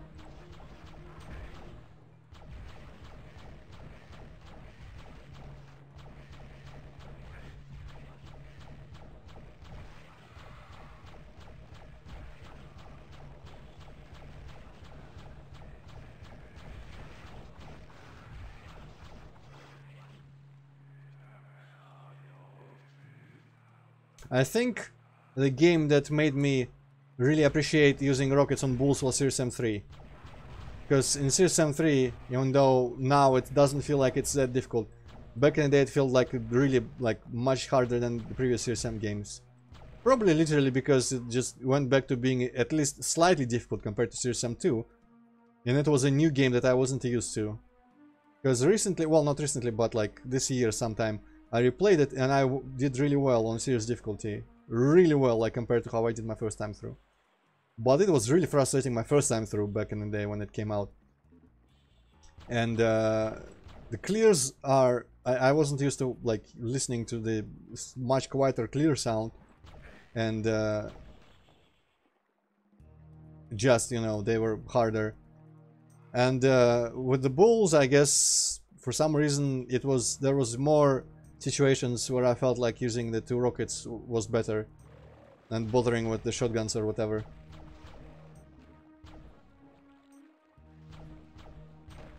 Well, I guess, yeah, that makes sense. Well, honestly, like in Series M4, I started on Series and I didn't feel any frustration, almost. There was like 1 or 2 spots where I was like, ugh. But in many previous Series games, I guess they were all old enough, even 3 was old enough that I was worse than I am right now with FPS games, I feel. But starting those games on Series right off the bat might have been like not the very optimal choice for me. But I'm dedicated enough to the series where I can afford to start on Series, get frustrated and play on normal and get used to it, then play on Series again. That's my experience. That's how I played Series M3 pretty much. I played it first time on Series and I was really annoyed with it most of the way through. And I played it on normal and it was pretty normal, surprisingly enough. And then I replayed it on Series and I found it was actually not that difficult. So maybe it is always like, maybe Series M games are best experienced in a way where you actually like play them on normal once and then replay them on Series later.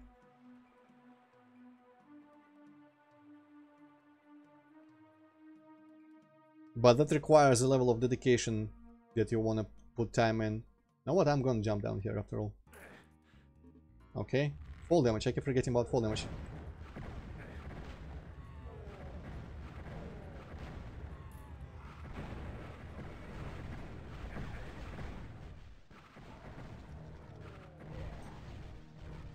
I'm not sure that guy knows I exist, the other one.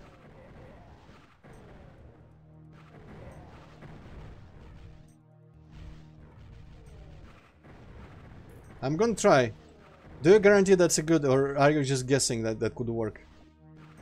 Because, you know, the serpent dudes in the water weren't in the original Heretic. Shit, I'm nearly dead.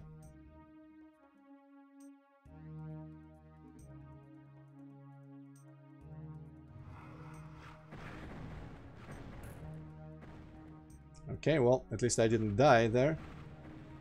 Because if I died there, I probably would have stopped the stream, because I haven't saved in a while now. Ah, you have now, okay. I'll try. It never feels comfortable to use the gauntlets for me. Even much worse than the chainsaw in Doom. For some reason. Anyway, where was the whole place? You know, I really don't have the picture of the layout of this level in my head.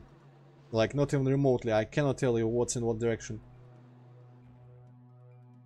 I can just kind of like have a slight feeling about where to go, but you know, it betrays me often. So I think... Yeah, I have no idea where that other part is, but I don't want to look at the map. Oh wait, I want to be there. I don't think I've been up there. Yep, I haven't done this. Okay. Now, how do I get back to that little outside area, which if you cross that you get to the whole new place? A whole new place. Let's see if I can find my way there again. Also, I would really enjoy having this gate open, but I hope I don't miss the place where you can open it. No. Is it up this somehow? No, that just puts me back here. So... Is it across this? Ah, I thought this was a dead end, that little treasure room. Okay, that was my mistake. Yeah, with the tome apparently they just... You can even survive a Molotor. Which I've tried. I don't remember where was the playthrough of this or not, but I've tried that. And I can confirm that you can, in fact, survive a Molotor. Okay, so there's that whole section. And there's this whole section here.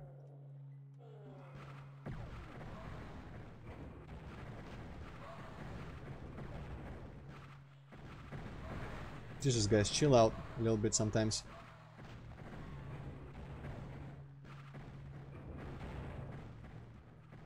Huh.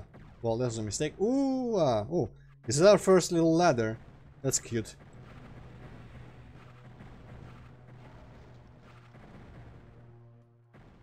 I wonder if you can make... Like, I know you can arrange some sort of fake sector thingy for a ladder that you wouldn't have to make actual visible, like, steps with sectors.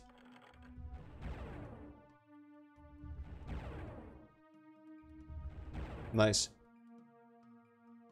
Ah, okay, cool. That makes sense. But yeah, what was that on? Ah, yes. So you can create fake ceiling and floor situation with like fake sectors. Oh, this goes back out here. Cool. To have a little ladder. But would you be able to make it so the player like climbs it slowly and not just like whoosh flies up it?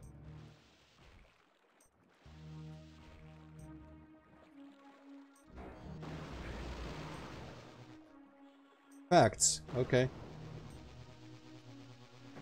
Ah, shit. Well. That was a bit of a waste, but you know what? I was in a panic.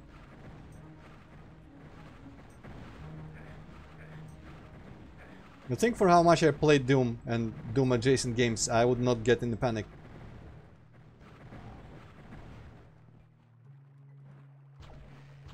But I am actually not that good at any games, so... That's actually kind of a blessing in disguise, because it keeps it interesting. If I was really good at Doom, nothing would satiate me apart from, like, slaughter maps, and slaughter maps are crap, so... One more to go, okay. There's a thing. How does it work, I wonder? Is it some sort of like special functionality for simulating a ladder, or is it just shaped such that it makes ladders... Because I wouldn't want a ladder either like Half-Life, not Half-Life, but any like FPS ladders where you have to like look at it and stick to it. And I wouldn't want to make ladders where you actually especially have to like press on it. Unfortunately, Series M games of new have ladders like that, and I guess in Series M you don't really ever use ladders in the heat of combat, so it doesn't matter. But in Doom I would want ladders that work exactly as if they were made out of sectors normally. But to make it so that you climb them slower than you just flying up.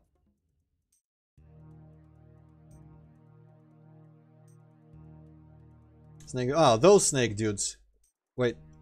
Okay, so... Snake dudes and the serpents are different. In your terms, I assume. Oh, they do, interesting. Oh, there's... Ooh, interesting. Hi. Are these guys about to be actually dangerous? Probably not. Ah, yeah. Apparently not. I kinda wasted some mines on him. But they still suck. Good news. You see, like, I call them by their proper names, which is stalkers. And these guys, the snake dudes are Ophidians.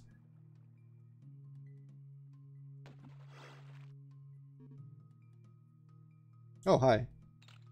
Hey, strongbox key. Very nice.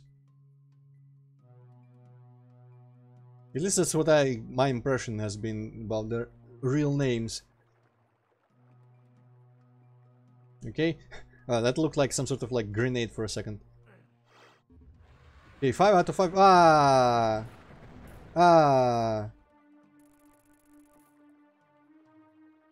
5 out of 5. Well, I mean, yeah, that's the last one. I remember. Fuck off, mate. I remember now that I only had one planet to put in. Well, Hexan enemies. I guess I don't know what the centaurs are named. But I would say they're still memorable enough. Not compared to Doom, but you know, even Doom enemies have multiple canon names depending on where you look.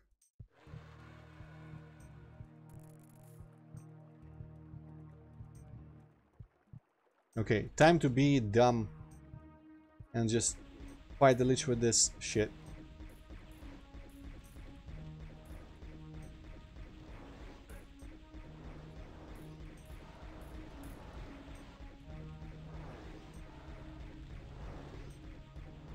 It's all about the positioning.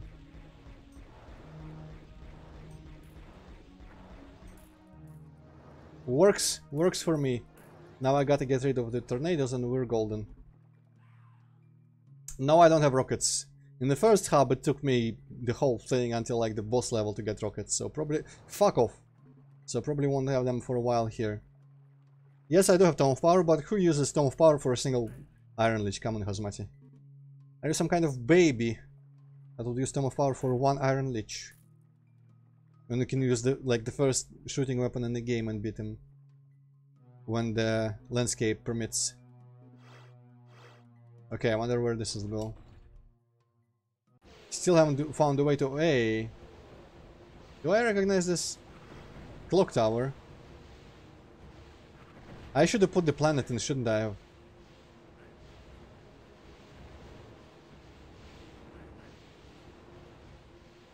Is there a reason for me to be here? I don't think there is. Let's fuck off out of here. Let's put the planet in. I don't remember where the planets were, but I guess we'll find them out. Also, there was a whole place here that was still unexplored, I think. A whole site somewhere.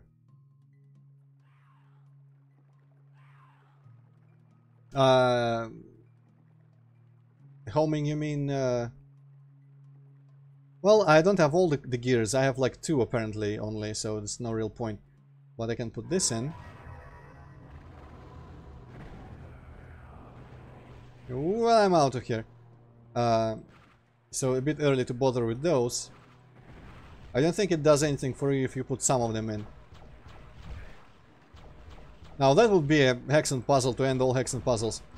if you needed to put like each one out of like 7 puzzle pieces in, and it would actually do something. I don't remember. Did it do with the planets in the original Hexen? Did the planets open things one by one if you put them in?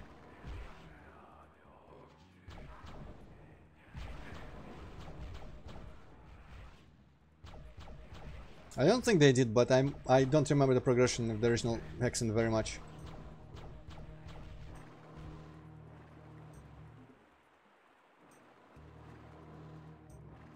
Yeah, hi. Well, time to be Antroid. Ah, yeah, okay. You cannot really be Antroid.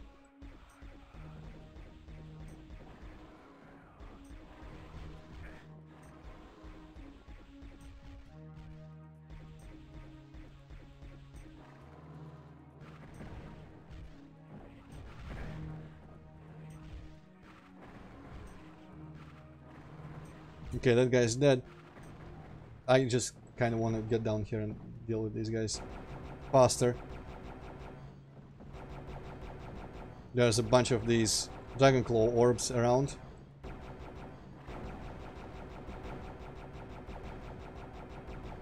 And the actual Dragon Claw has lowered as well.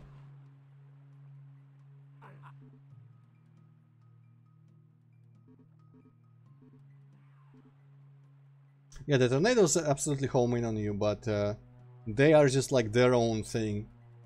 Almost like an enemy running around on their own. Okay, solve puzzle and other world. Which other world? This doesn't really tell me a lot. Is it gonna be the gears? So I need the red and green key. The green key is in the main hub, but apparently I need to solve a puzzle in another world for it. The red key I can't even...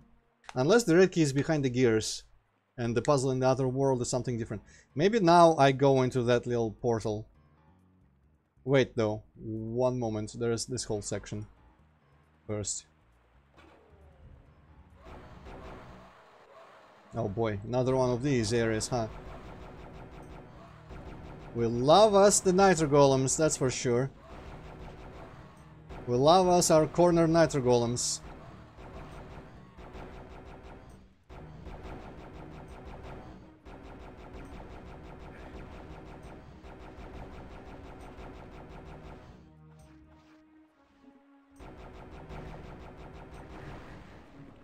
Die, lol. Gah!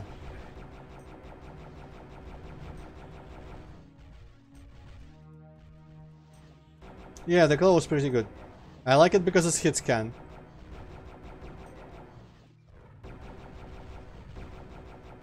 I don't like it because it runs out of ammo. But, you know, I don't like any weapon because all of them run out of ammo. Did I have another chest unopened? There's probably one in this area somewhere. They don't seem to usually be too far from the keys. Wait, this is where I came from. And this is where I actually came from. And so this is the new area. These guys seem weaker. They honestly even seem weaker than the bishops. Even though they shouldn't be. But, you know, maybe... It's not my place to take them to tell people the intent of the developers, but it always felt like those guys were supposed to be like the harder, scarier upgrade to the bishops, but they are definitely easier to deal with for me. You know though, I was surprised how fast the freaking little shitty number 2 weapon, what's its name, chews through ammo when you're actually using it. For once. Like when I was going through the hub for this hub, you know, the Iron Fortress level itself. Yeah. Okay, that opens that. Got to remember that for later.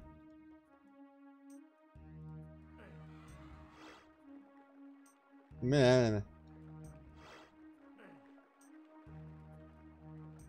Huh. I should be checking to make sure that I have found all the secrets in these levels too. I guess it's a bit early in the clock tower because it feels like there's a lot of clock tower still left to do.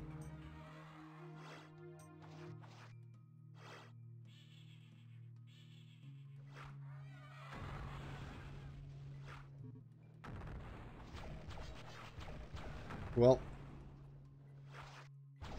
Well, whatever. Okay, so this is a rare instance of yellow floor not being gold in this level.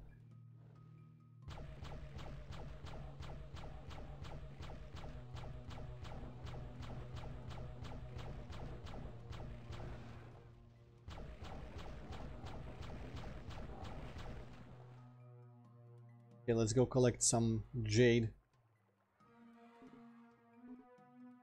Yeah, might as well. Gah! One of these guys. I could barely even see it at first against the grey walls. Gotta love it when they just die mid-jump though.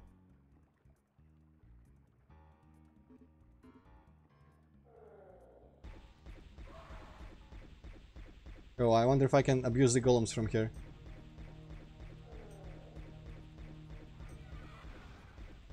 Imagine making the saber claws and deciding they're actually okay, like, leave them in like this, they're dangerous enough.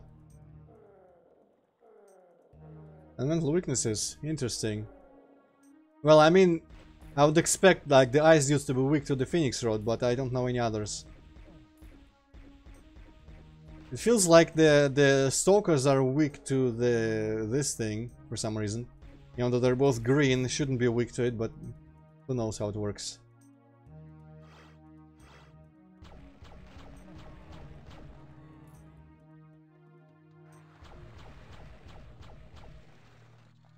But most of the... well, I mean, also I don't have ice weapons. And other than fire and ice, elemental weaknesses usually don't tend to be very intuitive.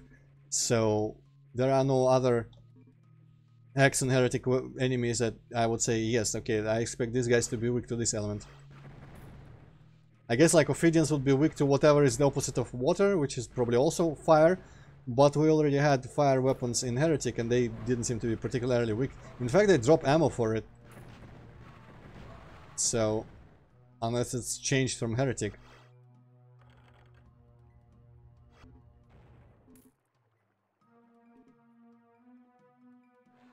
Oh, hi. Wow, I just ate that too.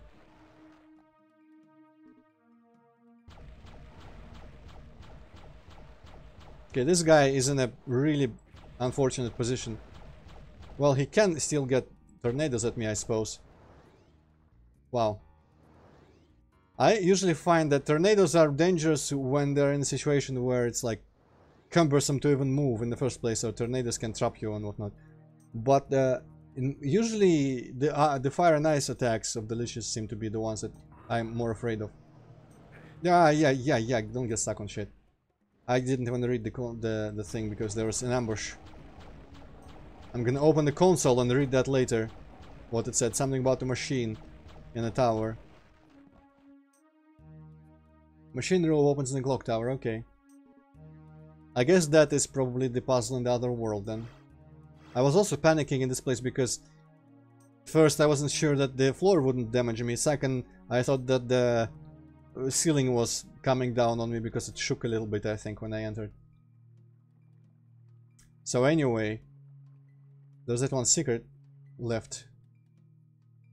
But other than that, I would say... well, I mean, there are 3 secrets left. The one here somewhere. How to get up there now. I don't know if it's a portal of any sort, but let's... okay. I see some weird shit. Oh yes, there was also this place that I opened, I think.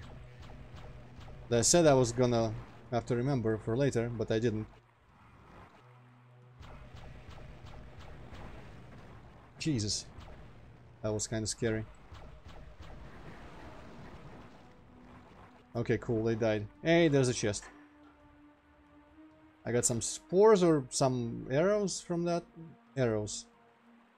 Cool. But...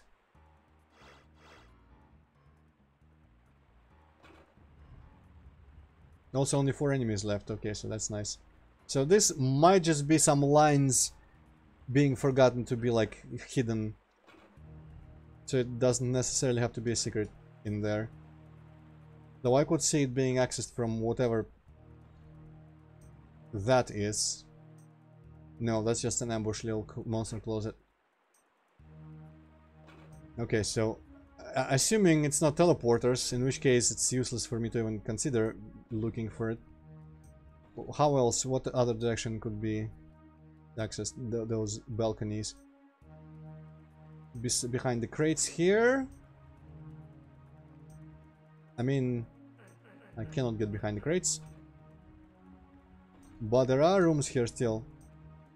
Maybe it's part of the same thing, same area. And like these things, which probably not, but who knows.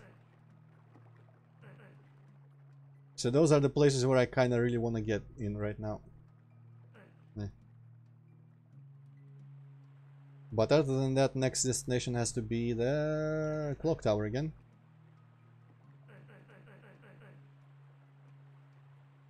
This is kind of Castlevania-like, isn't it? With the clock towers and the treasuries and all that kind of stuff.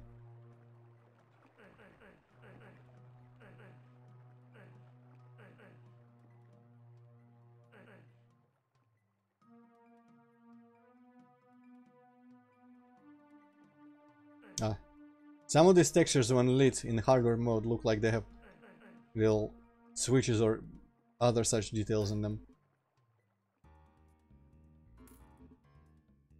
Okay, got some jade. You know what? It's fine for now. I don't know if I'll return to this level. I don't really have a reason to. I want to end up finding all secrets because I want to find all secret levels.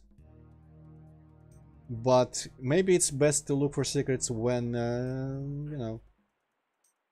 What was this? Have I been here? Ah. Okay. There's this place, I guess. Maybe it's best to start looking for secrets when you're done with the progression of the hub. But then again, it could be one of those situations like in the first hub, first episode, where you could get the rocket launcher. Ooh, earlier. I really should start getting into the bouncing mine thing bomb, because it is given out as if it was important. Okay, only one secret missing on this level now. Let's actually just zoom out and see. That's a portal up there in the treasury. That's the one that leads into the weird room, right?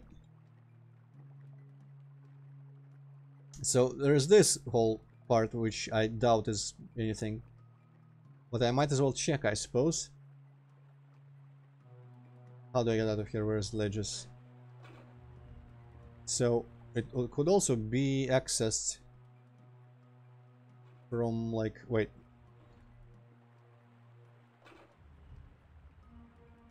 Town farmer. Oh, interesting. Okay, so this is not that. I guess those are pretty good, but I've not used them enough to know if they're good.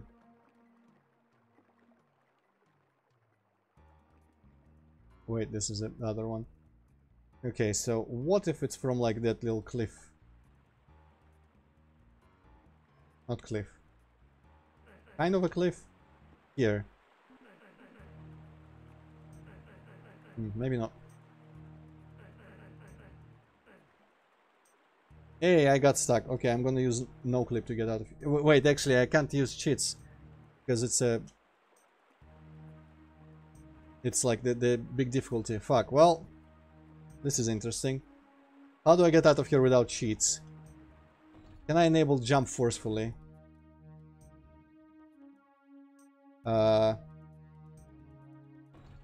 No. Gameplay options. Allow jump on. Okay. I only allowed it just for that. Default. Let's save. I have not saved this whole level, I think. I guess it auto-saved because after I killed the first Iron Lich, I went into the other level.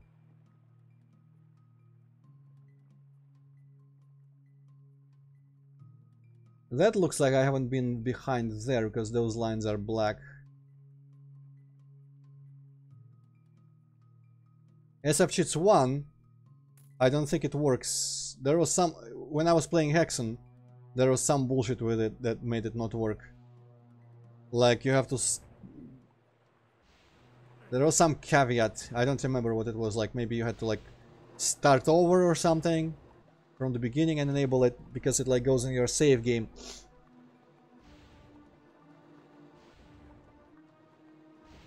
And I remember looking up on the Zidum forums about that, and the justification people gave for that was so dumb and pathetic that I don't even remember it. Yeah, but you know, forcing jumps on worked. Okay, so that is the last secret, I think. And it looks like it could be accessed from the crate room. Or by a teleport of some sort. Let's remember how to get to the crate room. Right. Have I been up there? Probably.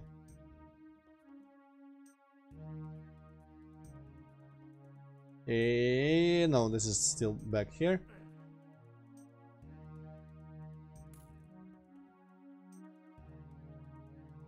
Hey, there's the crate room. So, I think the only thing that connects the crate room to this is just the windows, and windows don't seem like something that would just open somehow.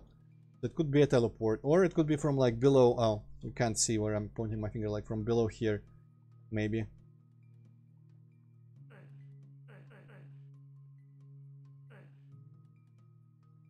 You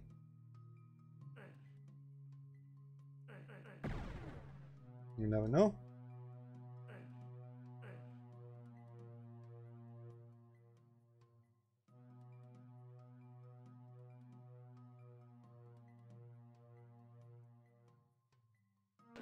All right.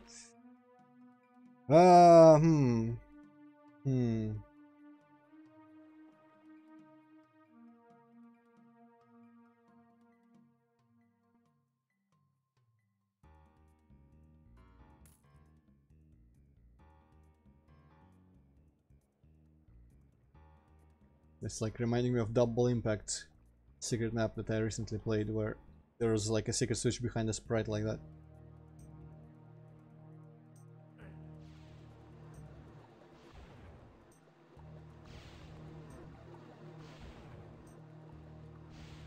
It could be from the iron place, because it's connected to it, kind of. But it's all occupied with sprites and shit.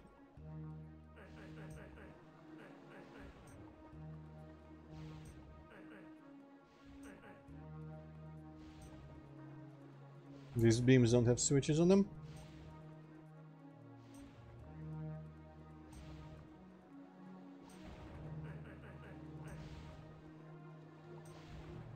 These are all the same.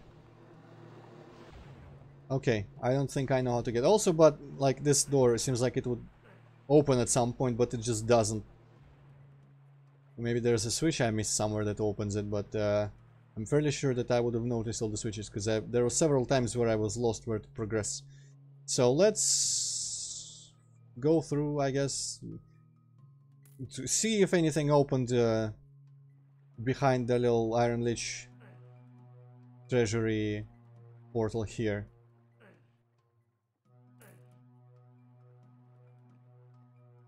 Wait. Oh, cool. It really locked itself down in this little thingamajig and just got cheesed. Hey! It does open. Does it go anywhere new? It does. You know what though? This seems like good enough place to stop right now. Gucci save. Okay, I didn't notice, but I played like 3.5 hours, which is a bit more than I usually do. So tomorrow I'm gonna start either start Lost in Vivo or finish off the DLC Yuri route. I think I'm gonna do the DLC, honestly. I just feels more right. So tomorrow I'm gonna read a bit more anime visual novel mod text, and after that we're gonna play parallel this and Lost in Vivo for a bit. Lost in Vivo is apparently only 2 streams worth of content, so after that we'll start the Natsuki route of the DLC Blue Skies, and then Sayuri. Man, I'm actually gonna be sad when that mod is over. I might look up more mods for the DLC, honestly. I never thought it would be my niche, but I'm having fun just reading that stuff, and you know, when people come discussing stuff with them. But yeah, that's for later. So thank you all for coming here today, and ooh, 6 viewers. That's pretty good. Well, that's kind of sad that that's good, but anyway, so see you when I next see you, I guess, because there's a lot of different people who come to watch different things, and not everyone watches everything. So you know, maybe until next week when I get to this again. But yeah, stopping now in 3, 2, 1.